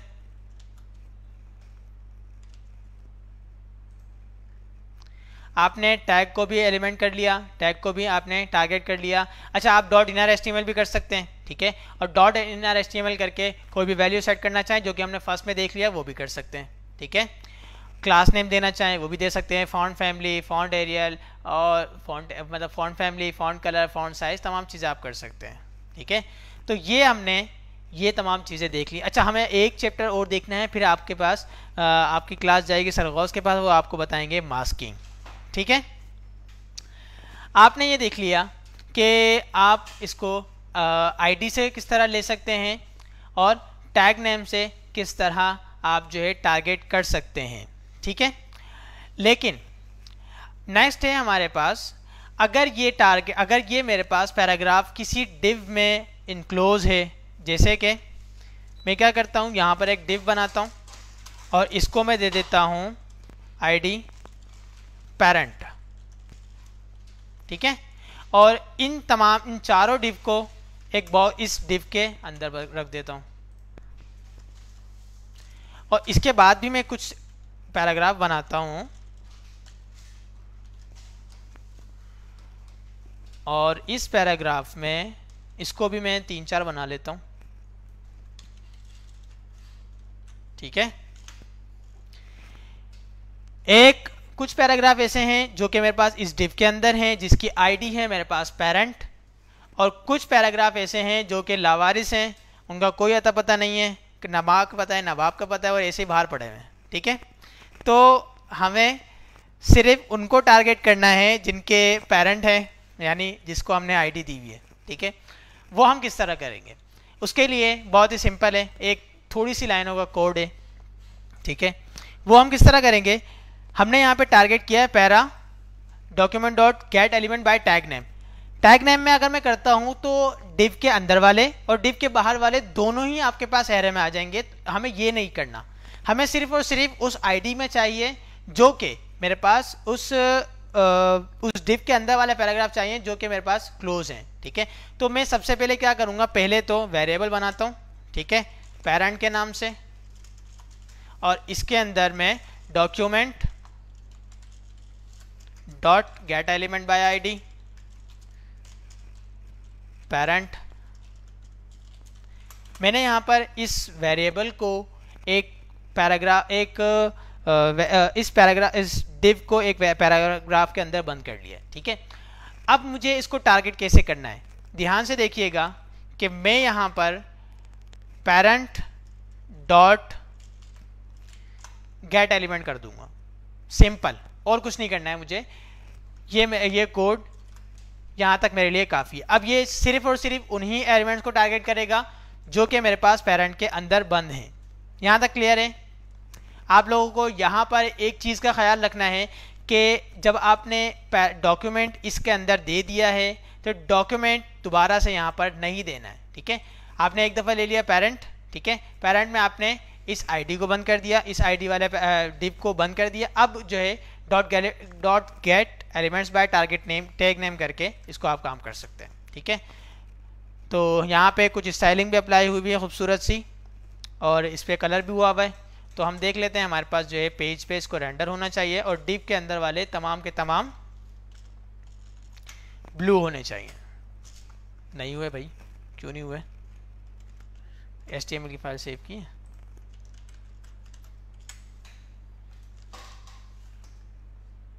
ID डॉट गेट ID, ठीक है।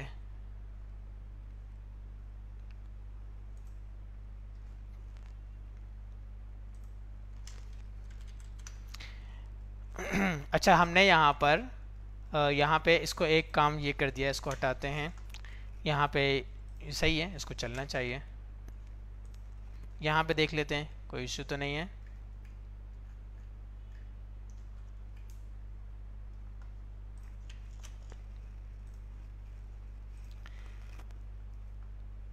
Gate element by ID same है। अच्छा हाँ, ठीक है, एक मिस्टेक हमने की है, वो ये कि हमने इसको एक पैराग्राफ के अंदर बंद नहीं किया, ठीक है। पैरा इक्वल टू, अब हमारे पास ये वर्क करेगा क्योंकि हमने जिसमें हम ये चला रहे थे तो वो हमने बनाया ही नहीं था, ठीक है। तो हमें इसको इसके अंदर बंद करना है और अब ये हमारे पास वर्क करेगा, ठीक है। पेरेंट के अंदर जितने भी, इस डिव के अंदर जितने भी मेरे पास एलिमेंट थे, जितने भी पैराग्राफ थे, पैराग्राफ ही लिए थे मैंने क्योंकि पैराग्राफ को ही टारगेट किया था, तो पैराग्राफ जितने भी थे यहाँ पे वो ब्लू हो गए, बाकी तमाम को जो है इसने इग्नोर किया है, वो नहीं हो रहे, ठीक है। क्लियर है यहाँ तक? यहाँ तक किसी को कोई इशू है तो जल्दी से बताएं।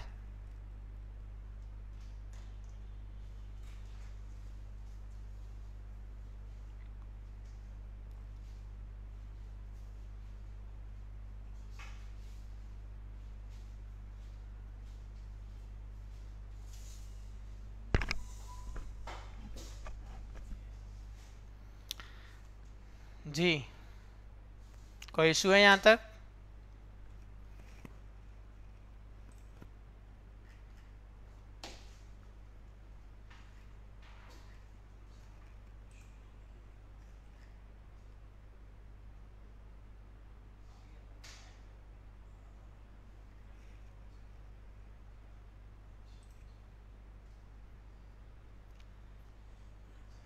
छुट्टी नहीं हुई है अभी, मास्किंग नहीं सीखनी है क्या? फायरबेस होस्टिंग पे जो आप डोमेन की मास्किंग करेंगे वो भी सर बताएंगे।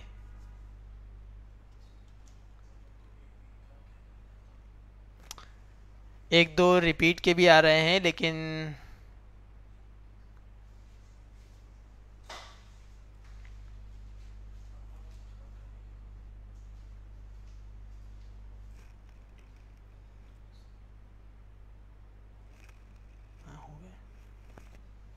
ठीक है। 60 चैप्टर नहीं हुआ हमारे पास, अभी जो है 57 चैप्टर्स ही हुए हैं, ठीक है। और हम जो है यहीं पर इसको ख़त्म कर रहे हैं। तो सर गौस को मैं इनवाइट करूँगा कि सर आ जाएं और यहाँ पे आके कुछ मज़ीद सिखाएं, ठीक है। तो सर गौस आप आ रहे हैं? ओके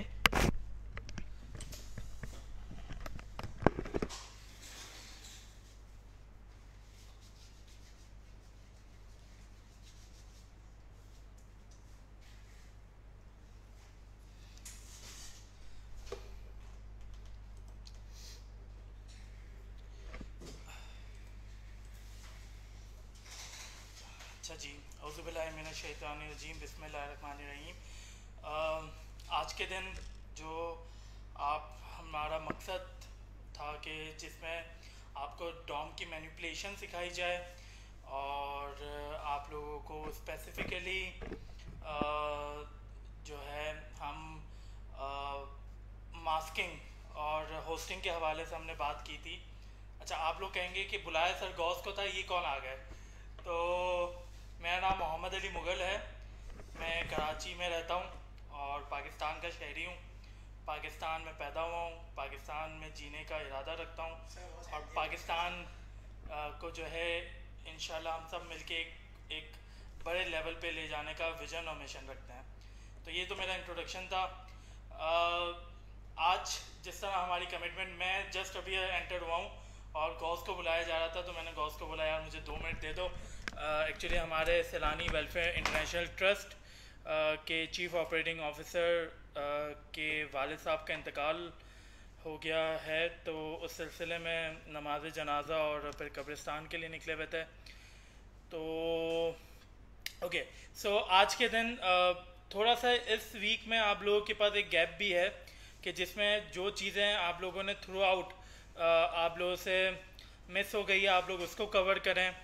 दूसरा ये इम्पॉर्टेंट चीज़ है कि आप लोग साथ ही साथ जो है, अब एक कमिटमेंट आप लोगों को पता है, एक दफ़ा जो हम कमिटमेंट कर दें तो फिर हम सलमान खान की भी नहीं सुनते। तो उसके लिए फिर ये है कि अभी हम आप लोगों को होस्टिंग सिखा रहे हैं। होस्टिंग यानी फायरबेस पे आपने होस्ट कर दी अपनी वेब और आप किस तरीके से जो है GoDaddy से ख़रीद कर डोमेन और उसके बाद जो है आप उसको इंटीग्रेट कर सकते हैं। तो ये कैसे होता है, किस तरीके से होता है, गौस ने इसकी पूरी कंप्लीट प्रिपरेशन की हुई है, ये काम ऑलरेडी कर भी चुका है, मेरी भी काफ़ी 2 दफ़ा इसने होस्टिंग करके दी है। तो गौस इसको हम लेके चलते हैं। आज की क्लास थोड़ी सी शॉर्ट रखेंगे, मेरे ख्याल से ये 10 से 15 मिनट में ये टॉपिक कवर हो जाएगा and then we are going to wind up with the class. Over to Ghaus, आ जाओ।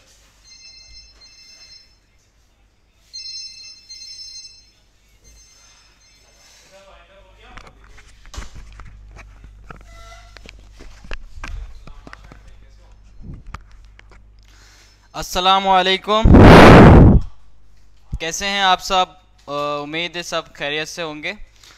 तो टाइम ज़्यादा हो गया है तो स्टार्ट करते हैं हम।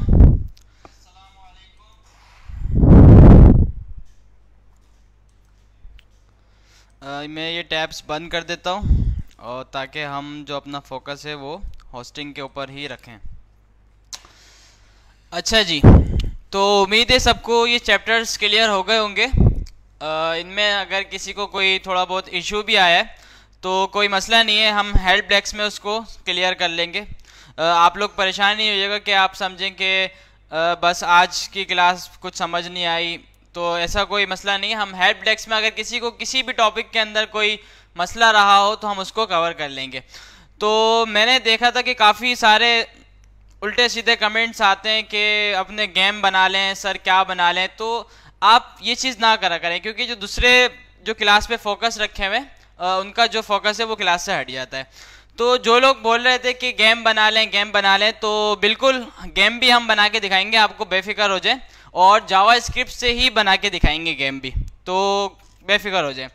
तो हम स्टार्ट करते हैं। हमें करना ये था कि आपसे काफ़ी टाइम से हमने वादा करा हुआ था कि आपकी जो फायरबेस होस्टिंग है हम उसको आपके डोमेन के साथ कनेक्ट करना सिखाएंगे।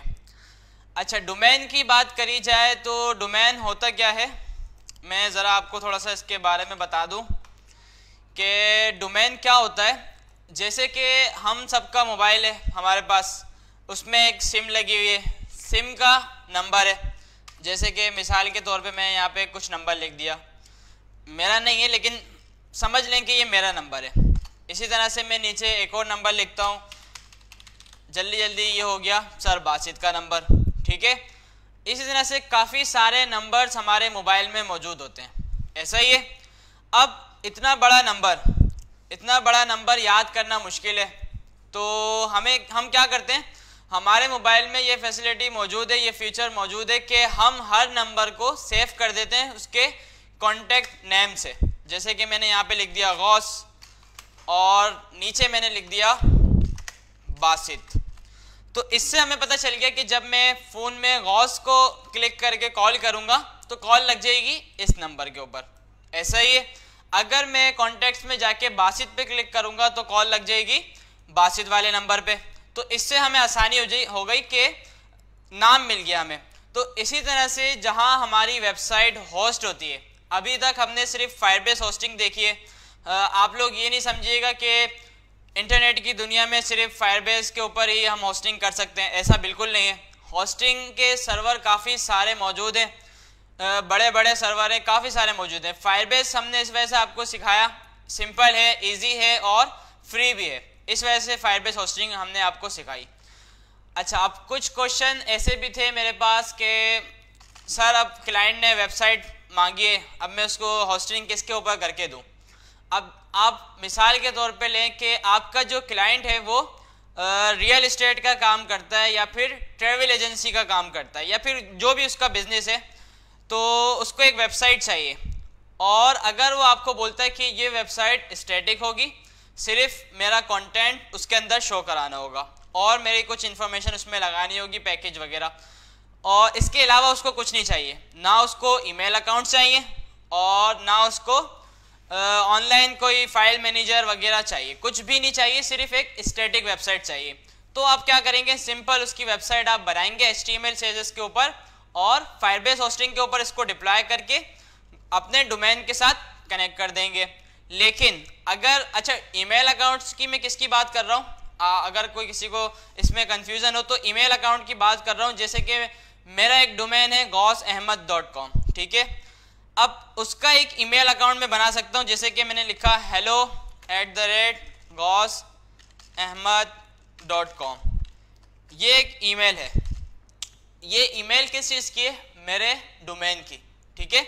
मेरा डोमेन किस नाम से, gausahmed.com के नाम से, और मैंने इसमें ईमेल बनाई हुई है hello@gausahmed.com।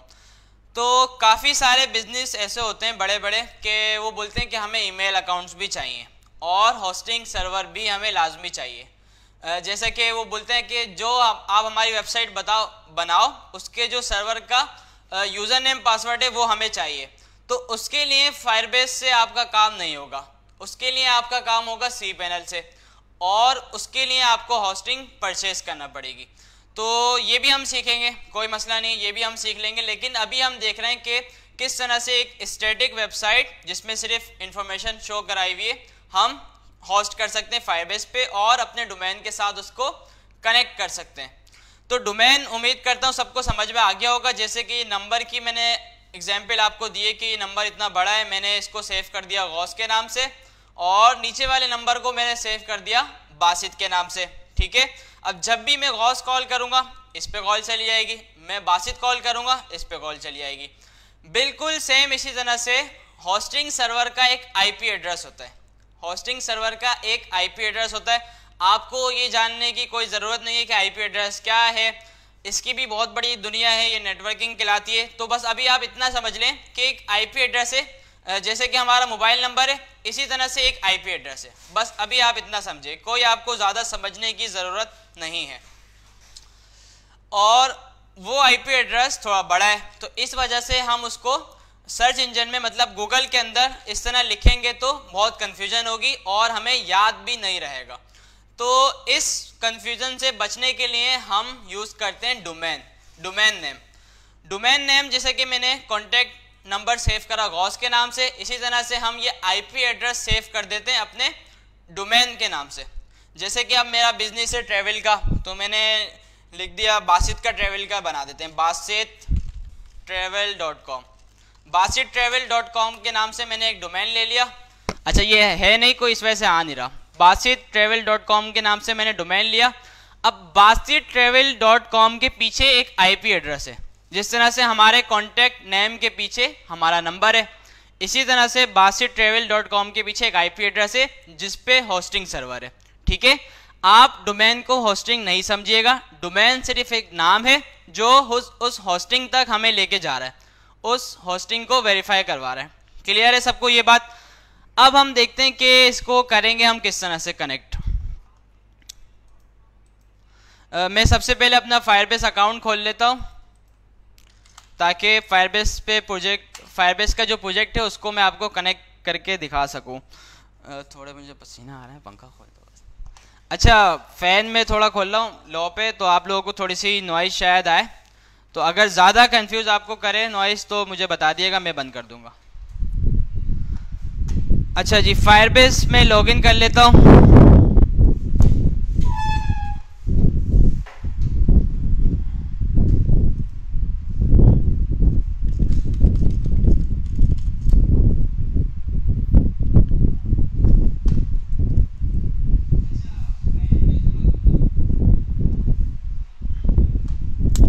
अच्छा जी, ये मेरा कंसोल मैंने खोल लिया। मेरे पास काफ़ी सारे प्रोजेक्ट्स यहाँ पे बने हुए हैं। एक मेरा प्रैक्टिस के नाम से बना हुआ है, एक मेरा इनसाइड लुक के नाम से बना हुआ है। तो कोई भी मैं समझाने के लिए खोल लेता हूँ। प्रैक्टिस के नाम से एक मैंने प्रोजेक्ट बनाया हुआ है और इस पर मैंने एक वेबसाइट होस्ट करी हुई है। तो मैं आपको दिखा भी देता हूँ कि इस लिंक पे एक वेबसाइट मेरी जो है वो होस्ट है।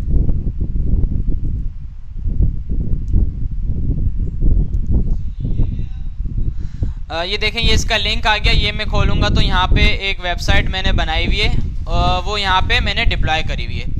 ये एक वेबसाइट है, किसी कंपनी के लिए मैंने बनाई थी, तो यहाँ पे ये डिप्लॉय है। अब लेकिन इसका डोमेन देखें आप क्या आ रहा है, जो कि फायरबेस हमें फ्री में प्रोवाइड करता है। इसको हम बोलते हैं सब डोमेन, मतलब एक डोमेन है उसका भी सब डोमेन बना हुआ है। ये प्रैक्टिस के नाम से मैंने बनाया हुआ है। अब ये जो डोमेन है इसके पीछे भी एक IP एड्रेस है। अब हम ये चाहते हैं कि इस डोमेन को हटा के हम अपनी मर्जी का नाम इसके ऊपर लगाएं, जो कि डोमेन नेम है। ठीक है जी। अच्छा, अब आप लोग ये भी पूछेंगे कि डोमेन खरीदे कहाँ से। अच्छा, GoDaddy का सर ने आपको इस वजह से बता दिया था कि GoDaddy पे आप आसानी से बिल्कुल चीप प्राइस में अच्छा डोमेन खरीद सकते हैं। तो मैं जाता हूँ GoDaddy पे। ठीक है जी, GoDaddy पे मैं आ गया। अच्छा, ये ज़रूरी नहीं कि आपको डोमेन GoDaddy से ही खरीदना पड़ेगा, ये ज़रूरी नहीं। डोमेन के लिए काफ़ी सारी वेबसाइट्स हैं और होस्टिंग के लिए भी काफ़ी सारी वेबसाइट्स हैं।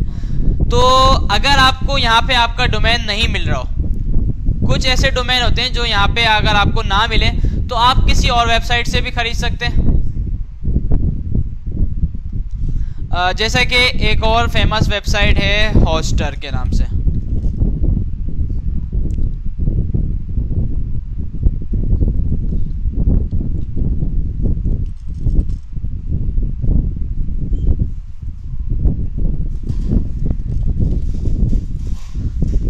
सॉरी, HostGator के नाम से एक और वेबसाइट है HostGator के नाम से। ये भी काफ़ी फेमस वेबसाइट है, आप यहाँ से भी खरीद सकते हैं। तो उसका कोई इशू नहीं, जहाँ से आप डोमेन खरीदना चाहें आप अपनी मर्जी से उसको खरीद सकते हैं। अब तरीका क्या है, आप जैसी वेबसाइट के ऊपर आए, यहाँ पे लिखा हुआ है फाइंड योर परफेक्ट डोमेन। तो मैं इसके अंदर लिखता हूँ मुझे चाहिए ghausahmed.com। तो मैंने यहाँ पे लिखा मैंने सर्च के अंदर लिखा ghausahmed.com और इंटर कर दिया। अब मैं देखता हूँ कि मेरे नाम का डोमेन अवेलेबल है या नहीं। बिल्कुल ये अवेलेबल है, मेरे नाम का डोमेन ghausahmed.com इज़ अवेलेबल और इसकी प्राइस है 399, मतलब 400 रुपये का ये डोमेन है। 400 रुपये का ये डोमेन है for the first year with in a 2 year registration. सही है। और अच्छा, ये जो चार्जेस हैं ये फर्स्ट ईयर के, ये 399 जो आपको चार्जेस नज़र आ रहे हैं ये फर्स्ट ईयर के। पहले साल आपको इतने पे करने होंगे और जब 1 साल आपका एंड हो जाएगा तो आपको पे करने होंगे तकरीबन 1300 या 1400 रुपये। ठीक है, वो इनकी जो फीस है नॉर्मल, वो सब डोमेन जहाँ से भी आप डोमेन लें उसकी नॉर्मल फ़ीस जो है वो 1300 या 1400 होती है नॉर्मल फ़ीस। अब ये ऑफर इस वजह से दे रहे हैं कि फर्स्ट, अच्छा कोई ऐसी भी वेबसाइट होती है जो आपको फर्स्ट ईयर फ्री देती हैं, काफ़ी ऐसी भी वेबसाइट है जो आपको फर्स्ट ईयर फ्री दे दें, लेकिन जो सेकंड ईयर होता है वो लाजमी 1300 या 1400 रुपये ही पे करने होते हैं आपको, किसी भी वेबसाइट से आप ले लें। तो ये बात आप जहन में रखिएगा, और कोई ऐसा ना सोचे कि वन टाइम हमने 399 रुपये पे करें और ये लाइफ टाइम डोमेन हमारे पास आ गया, ऐसा बिल्कुल नहीं है। डोमेन के जो चार्जेस होते हैं वो ईयरली होते हैं। आप अपने क्लाइंट की अगर वेबसाइट बनाएंगे तो उसको आप ये पहले से ही बता देंगे कि आपको ईयरली चार्जेस देना पड़ेंगे डोमेन एंड होस्टिंग के। हम फायरबेस फ्री में होस्ट करके दे रहे हैं, हम चाहे तो उसके भी पैसे ले सकते हैं, वो आपके ऊपर है। अगर आपने होस्टिंग परचेज करी है कहीं से तो होस्टिंग के भी ईयरली चार्ज करते हैं, डोमेन के और होस्टिंग के दोनों के ईयरली चार्जेस होते हैं, वो आप क्लाइंट को बता दिएगा, क्लाइंट आपको हर साल वो दे दिया करेगा। ठीक है जी। अब कॉस अहमद इज़ अवेलेबल, तो ये तो आपको आता ही होगा कि किसी वेबसाइट से शॉपिंग किस तरह करते हैं, जैसे कि दराज वगैरह है, काफ़ी सारी वेबसाइट हैं ऑनलाइन, आपने शॉपिंग करी होगी। बिल्कुल सेम इसी तरह से आपने इसको ऐड टू कार्ट करा, ऐड टू कार्ट करने के बाद आपने करा चेकआउट, चेकआउट करने के बाद आपने अपनी इंफॉर्मेशन इसको दी और ये डोमेन आपको मिल जाएगा। अब डोमेन मिल जाने के बाद मैं आपको बताऊं कि आपको किस तरह से शो रहा होगा। तो मैं अपना अकाउंट, बल्कि सर अली का अकाउंट यहाँ पे लॉगिन कर लेता हूँ और आपको दिखाता हूँ। हमने एक डोमेन जो है वो परचेज करके रखा हुआ है और मैं आपको दिखाता हूँ कि आपके पास किस तरह डोमेन शो हो रहा होगा।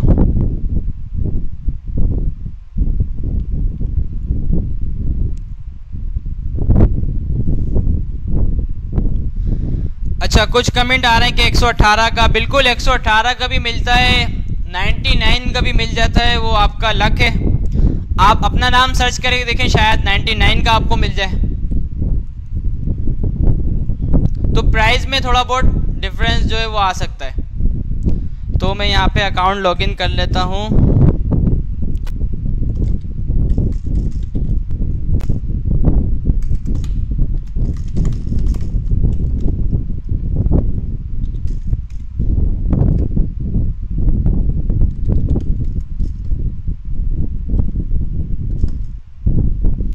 अच्छा जी, यहाँ पे मेरा अकाउंट लॉगिन हो चुका है और ऊपर वाली टैब में आप लोग अगर देखें तो यहाँ पे लिखा हुआ आ रहा है माय प्रोडक्ट्स। माय प्रोडक्ट्स के अंदर आपको नीचे आपके दो प्रोडक्ट्स नजर आ रहे हैं, दो डोमेन यहाँ से सर ने लिए हुए, जो कि एक ये वाला है और एक ये वाला है, और डोमेन्स नेम नीचे भी आ रहे हैं, ये ऑल प्रोडक्ट्स एंड सर्विसेज। आप ऑल माय प्रोडक्ट्स के अंदर आएंगे, माय प्रोडक्ट्स के अंदर आने के बाद आप नीचे आ जाएंगे, यहाँ पे ऑल प्रोडक्ट्स एंड सर्विसेज लिखा हुआ है। अच्छा, एक कुछ कमेंट आ रहे हैं कि किसी का 7K आ रहा है और किसी का 8 लाख भी आ रहा है, तो ऐसा भी है, ऐसा भी हो सकता है।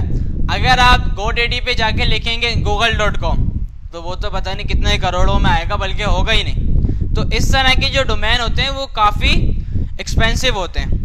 आप अगर आपको 4 से 5 लेटर का डोमेन चाहिए, जैसे कि star.com, basit.com, fbpakistan.com, इस तरह का अगर आप फेमस डोमेन लेंगे तो वो बहुत महंगा होगा।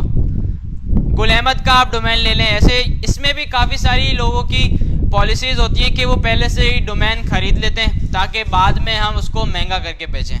उन्होंने देखा कि कोई कंपनी ग्रो कर रही है और इनकी वेबसाइट मौजूद नहीं है, उनकी कंपनी का डोमेन ब्रोकर जो होता है वो अपने पास खरीद के रख लेता है। अब कंपनी को लाजमी चाहिए होता है, तो जितने पैसे वो बोलते हैं फिर कंपनी उसको पे करती है। तो जो इस तरह के डोमेन है वो काफ़ी सारे महंगे होते हैं। तो आपका जो क्लाइंट आपसे वेबसाइट बनाएगा वो इतना महंगा नहीं पड़ेगा, और आप इस बात की बिल्कुल टेंशन ना लें, इस चीज़ के जो चार्जेस होते हैं वो क्लाइंट आपको पे करता है। जितने भी आप क्लाइंट को चार्जेस बोलेंगे कि ये डोमेन के चार्जेस हैं और ये होस्टिंग के चार्जेस हैं, वो आपको पे करेगा। आपको इस बात की टेंशन लेने की ज़रूरत नहीं, आप सिर्फ देखें कि किस तरह से ये वर्क करता है। तो मैं आ गया ऑल प्रोडक्ट्स एंड सर्विसेज, और यहाँ पे एक ऑप्शन दिया हुआ है इसने DNS, ये आपको नज़र आ रहा होगा, यहाँ पे एक ऑप्शन है DNS। DNS का मतलब है domain name system. Domain name system, domain name system ऐसा समझ लें कि जैसे कि आपकी मोबाइल में कॉन्टैक्ट लिस्ट होती है, उसके अंदर आपने सारे नंबर्स लिखे हुए होते हैं, कौन सा नंबर किसका है। इसी तरह से इसके अंदर आपकी जो आईपी एड्रेस है उसकी लिस्ट पड़ी हुई होती है। जैसे कि फायरबेस आपको एक वेरिफिकेशन देता है, उसकी लिस्ट होती है। तो डीएनएस यहाँ पे मौजूद है। अच्छा, एक बात मैं आपको और बताऊं कि हर वेबसाइट डीएनएस का ऑप्शन नहीं देती। जब आप डोमेन परचेज करें तो उसकी डिटेल आप पढ़ लें कि वो वेबसाइट डीएनएस का ऑप्शन दे रही है या नहीं। अच्छा, डीएनएस आपको कब चाहिए होगा? जब आप फायरबेस से कनेक्ट करेंगे, अपने डोमेन को फायरबेस होस्टिंग या किसी और फ्री होस्टिंग से कनेक्ट करेंगे तो आपको डीएनएस चाहिए होगा। अब कुछ ऐसे भी पाकिस्तानी, जैसे आप पाकिस्तान में भी काफ़ी ऐसी वेबसाइट्स हैं जो आपको डोमेन एंड होस्टिंग प्रोवाइड करती हैं, तो वो आपको डीएनएस प्रोवाइड नहीं करती। क्यों प्रोवाइड नहीं करती? वो कहते हैं कि डोमेन हमसे लिया है तो होस्टिंग भी हमसे लो, डोमेन हमसे लिया होस्टिंग भी हमसे लो, और हम आपको डोमेन और होस्टिंग कनेक्ट करके दे देंगे, वो ये बोलते हैं। तो आप ये चीज़ लाजमी देखिएगा कि जो आप डोमेन ले रहे हैं उसमें डीएनएस का ऑप्शन होना चाहिए। अब मैं आ जाता हूँ फायरबेस के ऊपर। फायरबेस पे मैं आ गया, मैं होस्टिंग वाली टैब में आ गया। होस्टिंग वाले टैब में आने के बाद यहाँ पे आपको नज़र आ रहा होगा डोमेन, और इसके नीचे दो डोमेन आ रहे हैं जो कि फायरबेस के डिफ़ॉल्ट डोमेन है। एक है practice.web.app, ये फायरबेस का अपना डोमेन है, और एक है practice.firebaseapp.com, ये एक फायरबेस का अपना डोमेन है। ठीक है जी, ये जो दो डोमेन है ये फायरबेस के अपने हैं। और यहाँ पे एक बटन आपको नज़र आ रहा होगा, ऐड कस्टम डोमेन, ये आपको बटन दिख रहा होगा ऐड कस्टम डोमेन। आपने इस पर क्लिक करना है तो इस तरह का ये पॉपअप आपके पास खुल जाएगा, और ये आपको बोल क्या रहा है कि enter the exact domain name you want people to see when they visit your site.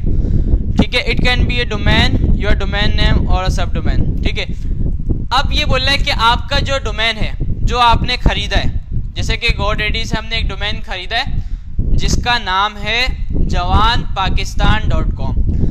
ये काफ़ी अच्छा डोमेन सर ने ख़रीदा हुआ है। सर ने भी तकरीबन ये ख़रीदा होगा 1000-2000 का, और आज इसकी कीमत होगी तकरीबन 4 से 5 लाख रुपए, क्योंकि काफ़ी अच्छा डोमेन सर ने टाइम पे ख़रीद लिया है, पहले से ख़रीद लिया है। तो इसकी कीमत भी 4 से 5 लाख रुपए आज होगी। तो कोई भी ख़रीदना चाहे तो कांटेक्ट कर सकते हैं, 5 लाख रुपए का हम बेच रहे हैं। तो ये डोमेन हमने लिया हुआ है, तो jawanpakistan.com, मैं इसको कॉपी कर लेता हूँ। मैंने इसको कॉपी करा, और फायरबेस ने जो मुझे ऑप्शन दिया था मैंने उसके अंदर इसको पेस्ट कर दिया। ठीक है, इसने नीचे पूछा रिडायरेक्ट, नहीं, रिडायरेक्ट पे मुझे चेक नहीं लगाना, मुझे यही वाला डोमेन ऐड करना है। आप चाहें तो www भी ऐड कर सकते हैं, www.jawanpakistan.com। मैंने यहाँ पे ये ऐड कर दिया और कंटिन्यू कर दिया। जैसे ही मैंने कंटिन्यू करा, अपना डोमेन नेम लिख के मैंने कंटिन्यू करा, और इसने मुझे ऑप्शन दे दिया। अच्छा, इसने ये अभी एक ऑप्शन मुझे गलत दिया है, मैं देख लेता हूँ। डीएनएस में मेरे पास शायद पहले से ही वेरिफिकेशन ऐड है।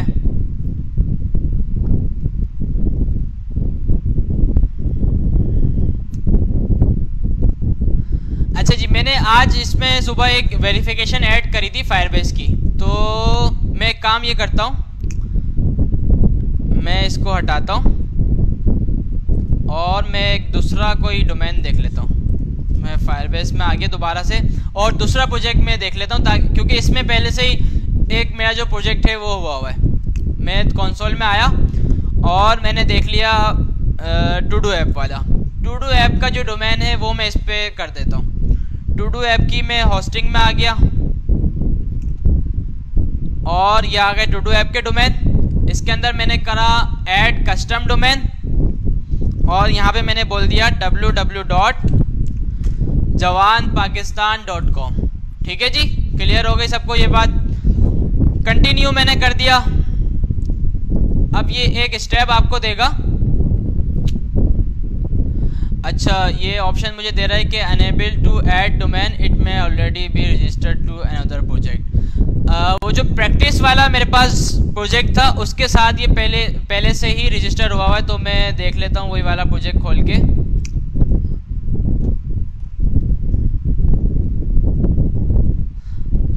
मैं इसको यहाँ से डिलीट कर देता हूँ। डिलीट डोमेन मैंने इसको यहाँ से कर दिया और टू डू ऐप में अब मैं जाके ऐड करता हूँ दोबारा से।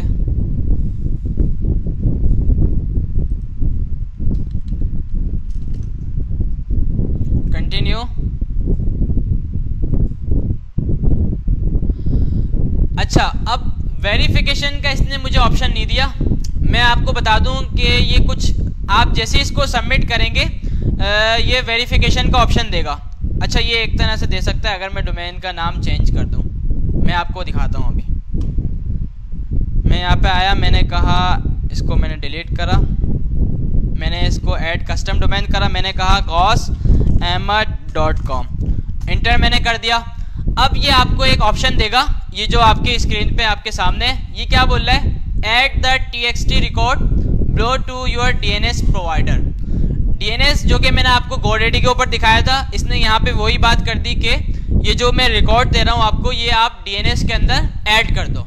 ऐसा समझ लें कि मैं आपको एक नंबर दे रहा हूँ, आप अपने मोबाइल के अंदर सेव कर लो। बिल्कुल सेम यही बात हो रही है यहाँ पे। तो इससे इनको पता चल जाएगा कि gaussahmed.com जो डोमेन है आप उसके ऑनर हैं। ये एक वेरिफिकेशन है, ये एक वेरिफिकेशन है जिससे इनको पता चल जाएगा आप gaussahmed.com के डोमेन के ऑनर हैं। तो आपको क्या करना होगा, अच्छा ये टाइप भी बता रहे हैं कि ऐड करना है आपको txt रिकॉर्ड, टाइप में आपको रख देना है txt, होस्ट के अंदर ये डोमेन बता रहे हैं लेकिन इसके अंदर हम रखेंगे @ और वैल्यू के अंदर हमें ये वैल्यू जो यहाँ पे आपको दिख रही है इसको हम कॉपी कर लेंगे और वहाँ पे इसको हम पेस्ट कर देंगे। तो हम आ जाते हैं अपने डोमेन के ऊपर। ये आ गए हमारे रिकॉर्ड्स, ठीक है जी। रिकॉर्ड्स के अंदर हम आए, नीचे आप बटन देख सकते हैं, यहाँ पे ऐड का एक बटन है, ऐड मैंने करा। अच्छा, ये बोल रहा है टाइप सेलेक्ट करो। फायरबेस के ऊपर हम आ जाते हैं, इसने टाइप क्या हमें दी हुई है, txt, टाइप हमें दी हुई है txt। तो यहाँ पे हम टाइप सेलेक्ट करते हैं, ये देखें यहाँ पे बहुत सारी टाइप आ रही है, तो मैंने सेलेक्ट कर लिया txt। और जैसे ही मैंने txt टाइप सेलेक्ट करा, इसने मुझे दो फील्ड और दे दी, एक है होस्ट और एक है txt वैल्यू। होस्ट के अंदर मैं लिख दूंगा @, ठीक है, होस्ट के अंदर मैंने लिख दिया @, और txt वैल्यू के अंदर मैं लिख दूंगा ये जो मेरी वेरिफिकेशन लिंक है इसको मैं कॉपी करूंगा, वैल्यू को कॉपी करने के बाद इसको मैं दे दूंगा txt वैल्यू के अंदर। txt वैल्यू के अंदर मैंने दिया और मैंने दबा दिया सेव, ठीक है, मैंने इसको कर दिया सेव। और जैसे ही मैं इसको सेव कर दूंगा, अच्छा ये TTL जो है इस पे आपको कुछ नहीं करना, TTL से आपको कुछ नहीं करना, ये एक फील्ड है, काफ़ी मतलब एडवांस में टॉपिक चले जाएगा, ये नेटवर्किंग वगैरह जो जिसको आती है नेटवर्किंग वगैरह, तो ये उस फील्ड को समझ सकता है। तो आप लोगों को इसकी समझने की ज़रूरत नहीं है, बस आपको क्या करना है कि txt टाइप txt दे देनी है, होस्ट के अंदर आपको @ देना है, txt वैल्यू के अंदर आपको दे देना है जो कि फायरबेस आपको यहाँ पे दे रहा है, ठीक है, और उसके बाद आपको कर देना है सेव। जैसे ही आप सेव करेंगे ये डोमेन को ऐड कर देगा, ये वेरिफिकेशन आपके DNS के अंदर ऐड कर देगा। अच्छा, मैं अभी सेव नहीं कर रहा क्योंकि मेरे पास पहले से ही सेव हुआ है, मैं इसको कैंसिल कर रहा हूँ, आप लोगों ने इसको सेव करना है। अब मैं आ जाता हूँ अपने डोमेन के ऊपर जो कि प्रैक्टिस के नाम से था। प्रैक्टिस के नाम से मैंने डोमेन यहाँ वो प्रोजेक्ट यहाँ पे बनाया हुआ था, ऐड कस्टम डोमेन, इसके अंदर मैं देता हूँ www.jawanpakistan.com, कंटिन्यू करूँगा। अब ये लोड ले रहा है तो ये चेक करेगा मेरी वेरिफिकेशन हुई हुई है या नहीं।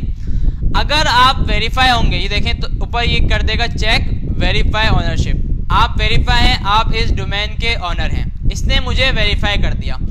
वेरीफाई क्यों करा, क्योंकि मैं इस डोमेन का ऑनर हूं और इसने जो मुझे रिकॉर्ड दिया था txt वैल्यू जो दी थी मैंने अपने डोमेन के अंदर ऐड कर दी थी, इस वजह से इसने मुझे वेरीफाई कर दिया। अब ये क्या बोल रहा है, add these records to your domain by visiting your DNS provider. अब ये बोल रहा है जहां आपने DNS के अंदर वेरिफिकेशन डाला था वहीं पर ही आप ये दो चीज़ें और डाल दें। दो चीज़ें कौन कौन सी, एक है रिकॉर्ड टाइप, इसकी A रखनी है, होस्ट यहाँ पे हमें ये दे, होस्ट में हमें दोबारा से @ देना है, और वैल्यू के अंदर आपको दे देना है ये IP एड्रेस। यहाँ पे एक IP एड्रेस आपको नज़र आ रहा होगा और दूसरा IP एड्रेस आपको नीचे नज़र आ रहा होगा।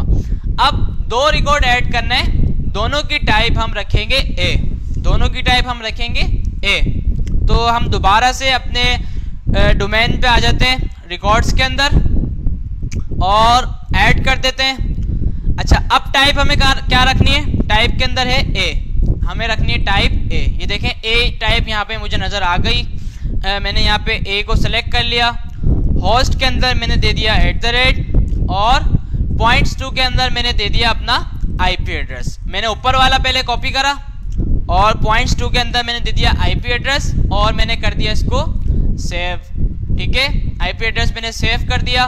उसके बाद मैंने दोबारा से ऐड करा, क्योंकि यहाँ पे एक और फील्ड है, ये फील्ड भी एक ही है, तो यहाँ पे मैं ए सेलेक्ट कर लूँगा और होस्ट के अंदर मैं दोबारा से @ और .2 के अंदर जो कि दूसरा IP एड्रेस है वो मैं दे दूंगा।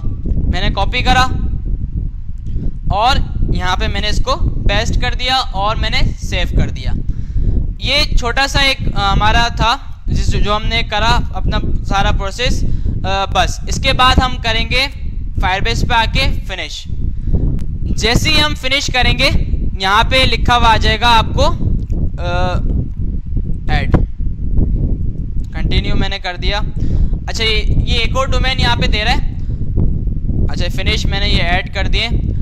अब थोड़ी देर बाद यहाँ पे आपका लिखा हुआ आ जाएगा पेंडिंग। अभी नीड सेटअप लिखा हुआ आ रहा है। अच्छा, जो सेटअप मैंने यहाँ पे करा है वो मैंने कंप्लीट कर दिया है। कुछ टाइम लगता है, जो GoDaddy आपकी फायरबेस होस्टिंग को वेरीफाई करेगा और उसको कनेक्ट कर देगा। तो यहाँ पे कुछ टाइम में लिखा हुआ आ जाएगा पेंडिंग और तकरीबन 4 से 5 घंटे बाद 4 से 5 घंटे बाद ये इस डोमेन को आपके प्रोजेक्ट के साथ कनेक्ट कर देगा। तो बस ये एक छोटा सा एक प्रोसेस था जिससे आपका डोमेन कनेक्ट हो जाएगा। तो अभी यहाँ पे नीड सेटअप लिखा हुआ आ रहा है। कुछ टाइम बाद यहाँ पे लिखा हुआ आ जाएगा पेंडिंग स्टेटस और उसके बाद लिखा हुआ आ जाएगा अप्रूव्ड लिखा हुआ आ जाएगा। इसका मतलब ये डोमेन भी आपके प्रोजेक्ट के साथ कनेक्ट हो गया है। अच्छा, अब इसमें कोई आपका सवाल है, कोई चीज़ समझ में नहीं आई हो तो आप मुझे कमेंट करें जल्दी से और फिर मैं आपको जवाब देता हूँ।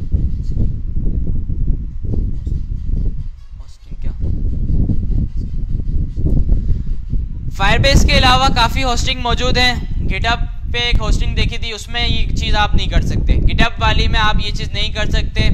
इसके अलावा हीरोको के नाम से होस्टिंग है, उसमें ये चीज़ कर सकते हैं। काफ़ी सारी ऐसी होस्टिंग है जिसमें आप ये कर सकते हैं।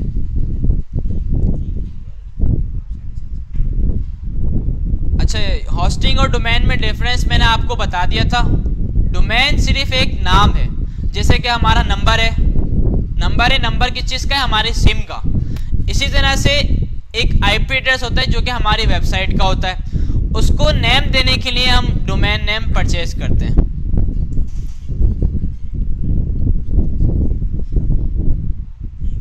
एक URL पे 2 वेबसाइट बिल्कुल चल जाएंगी। आप एक ही फोल्डर डिप्लॉय कर दें और उस फोल्डर के अंदर 2 वेबसाइट रख दें।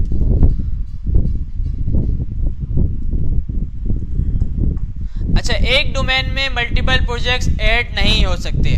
अगर मैं आपको बोलूं कि मेरा ये नंबर है, आप अपने मोबाइल में सेव कर लो, आप मेरे 10 नाम रख दो, 10 नाम में से आप कोई सा भी आप करो, मेरा नंबर आ जाए, तो मोबाइल में तो शायद हो जाए, लेकिन इसमें ये चीज़ नहीं हो सकती। एक वेबसाइट का एक ही नाम होगा। अच्छा, आप मुझे कमेंट करके बताएं अगर आपको इसमें कोई कंफ्यूजन लग रही है। अच्छा, अबू बकर पूछ रहे हैं कि ईयर के बाद अगर आप पे ना करें तो होगा ये आपका जो सर्विस है वो रिजेक्ट कर देंगे, फिर वो कोई और परचेस कर लेगा। आपका डोमेन आपके हाथ से निकल जाएगा अगर आप 1 ईयर बाद पे नहीं करेंगे। वैसे ये महीना 2 महीना पहले आपको बताना शुरू कर देते हैं, नोटिफिकेशन भेजते हैं कि आपकी एक्सपायरी डेट आने वाली है, आप अभी से पे कर दें। हाँ, और एक और चीज़ है, अगर आपका कार्ड जो है वो GoDaddy से कनेक्टेड है, अभी सर ने मुझे बताया कि अगर आपका कार्ड कनेक्टेड है तो वो ऑटोमेटिक आपसे ईयर के बाद पे कर लेगा। अमान खान, DNS समझने की हमें कोई ज़रूरत नहीं है। DNS को आप ऐसा समझ लें कि आपकी मोबाइल की कॉन्टैक्ट लिस्ट है, उसमें आप वेबसाइट सेव कर रहे हैं।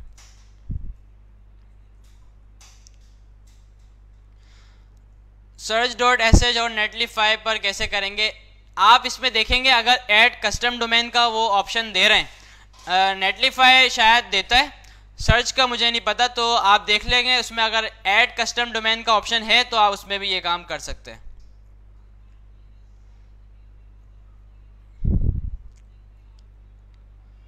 कस्टमर को कैसे सेल करेंगे, आप कस्टमर से प्रोजेक्ट लें और आप ये सब चीज़ें करके बस उसको आप वेबसाइट का लिंक दे दें, सेल हो गई।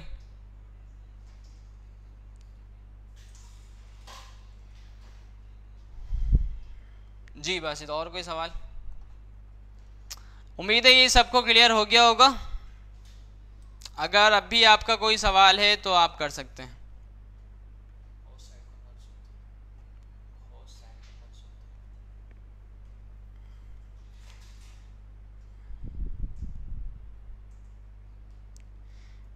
गिटहब नहीं हो सकती इस पे। गिटहब हमें ये ऑप्शन नहीं दे रहा कि हम उसमें ऐड कस्टम डोमेन कर सकें।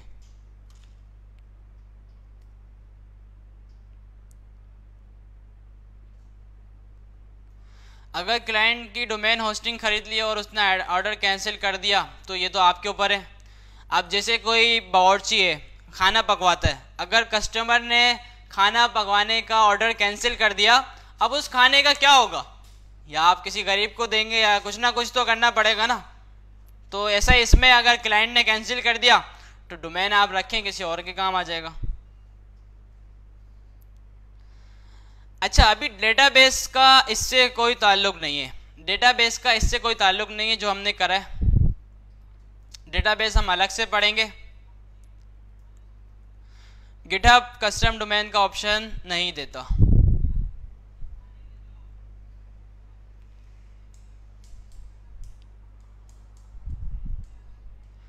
अच्छा, ये हमने फायरबेस सीखा था। तो अगर जब हम जावास्क्रिप्ट वगैरह अपनी कंप्लीट कर लेंगे तो मैं आपको जो सी पैनल वगैरह वाली होस्टिंग है जिसमें ईमेल अकाउंट्स वगैरह भी बनते हैं वो भी हम आपको सिखा देंगे, कोई मसला नहीं। जी बिल्कुल, डायनामिक वेब होस्ट हो सकती है फायरबेस के ऊपर। जो चीज़ फायरबेस पे होस्ट है ना, बस डोमेन का काम क्या है उस चीज़ को आपको दिखाना। अब फायरबेस जाने के क्या चीज़ वो होस्ट कर सकता है अपने पास या नहीं कर सकता।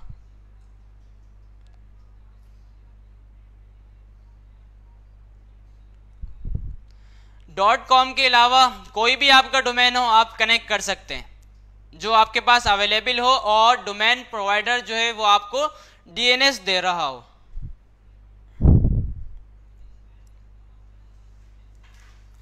जी बिल्कुल मंजूर, हम सी पैनल भी आपको सिखा देंगे, कोई मुश्किल वाला उसमें बात नहीं है। एडसेंस बिल्कुल चल जाएगा फायरबेस पे। जब आप डोमेन यहाँ से लगा लेंगे तो एडसेंस चल जाएगा। आप फायरबेस डोमेन के बजाय एडसेंस पे अपने डोमेन का नाम अप्रूव करवाएंगे। अच्छा, इस तरह के सवाल ना करें तो अच्छा है। अब कोई स्टूडेंट दूसरा बोलेगा फिर कि एडसेंस क्या है ये वो। अच्छा जी, अब मुझे आप लोग कमेंट करके बता दें क्लियर है, तो फिर मैं सर को बुलाऊंगा और हम फिर क्लास वाइंड अप की तरफ लेके जाएंगे। कमेंट करके आप जल्दी से बता दें सबको क्लियर हो गया ये।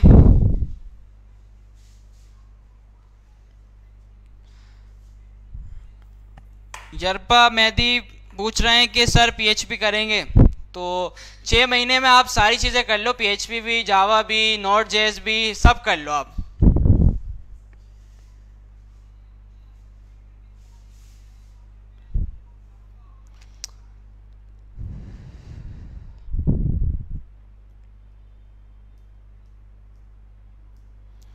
अच्छा, फिर भी अगर कोई ये कर रहा हो और उसको कोई इशू आए तो आप लोग फिर भी पूछ सकते हैं हमसे कि आपके पास कोई क्लाइंट आ जाए और आपसे ये हो नहीं रहा हो, तो हम आपकी हेल्प करने के लिए यहाँ मौजूद हैं। तो सर को बुलाऊंगा कि सर आप आएँ और क्लास को वाइंड अप की तरफ लेके जाएं, और कोई अनाउंसमेंट वगैरह है तो वो भी कर दें।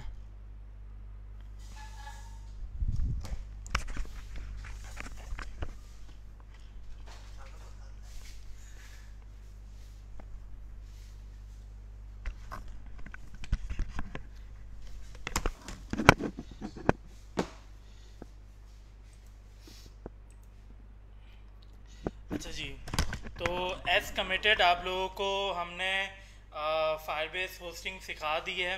अच्छा नहीं, फायरबेस होस्टिंग नहीं,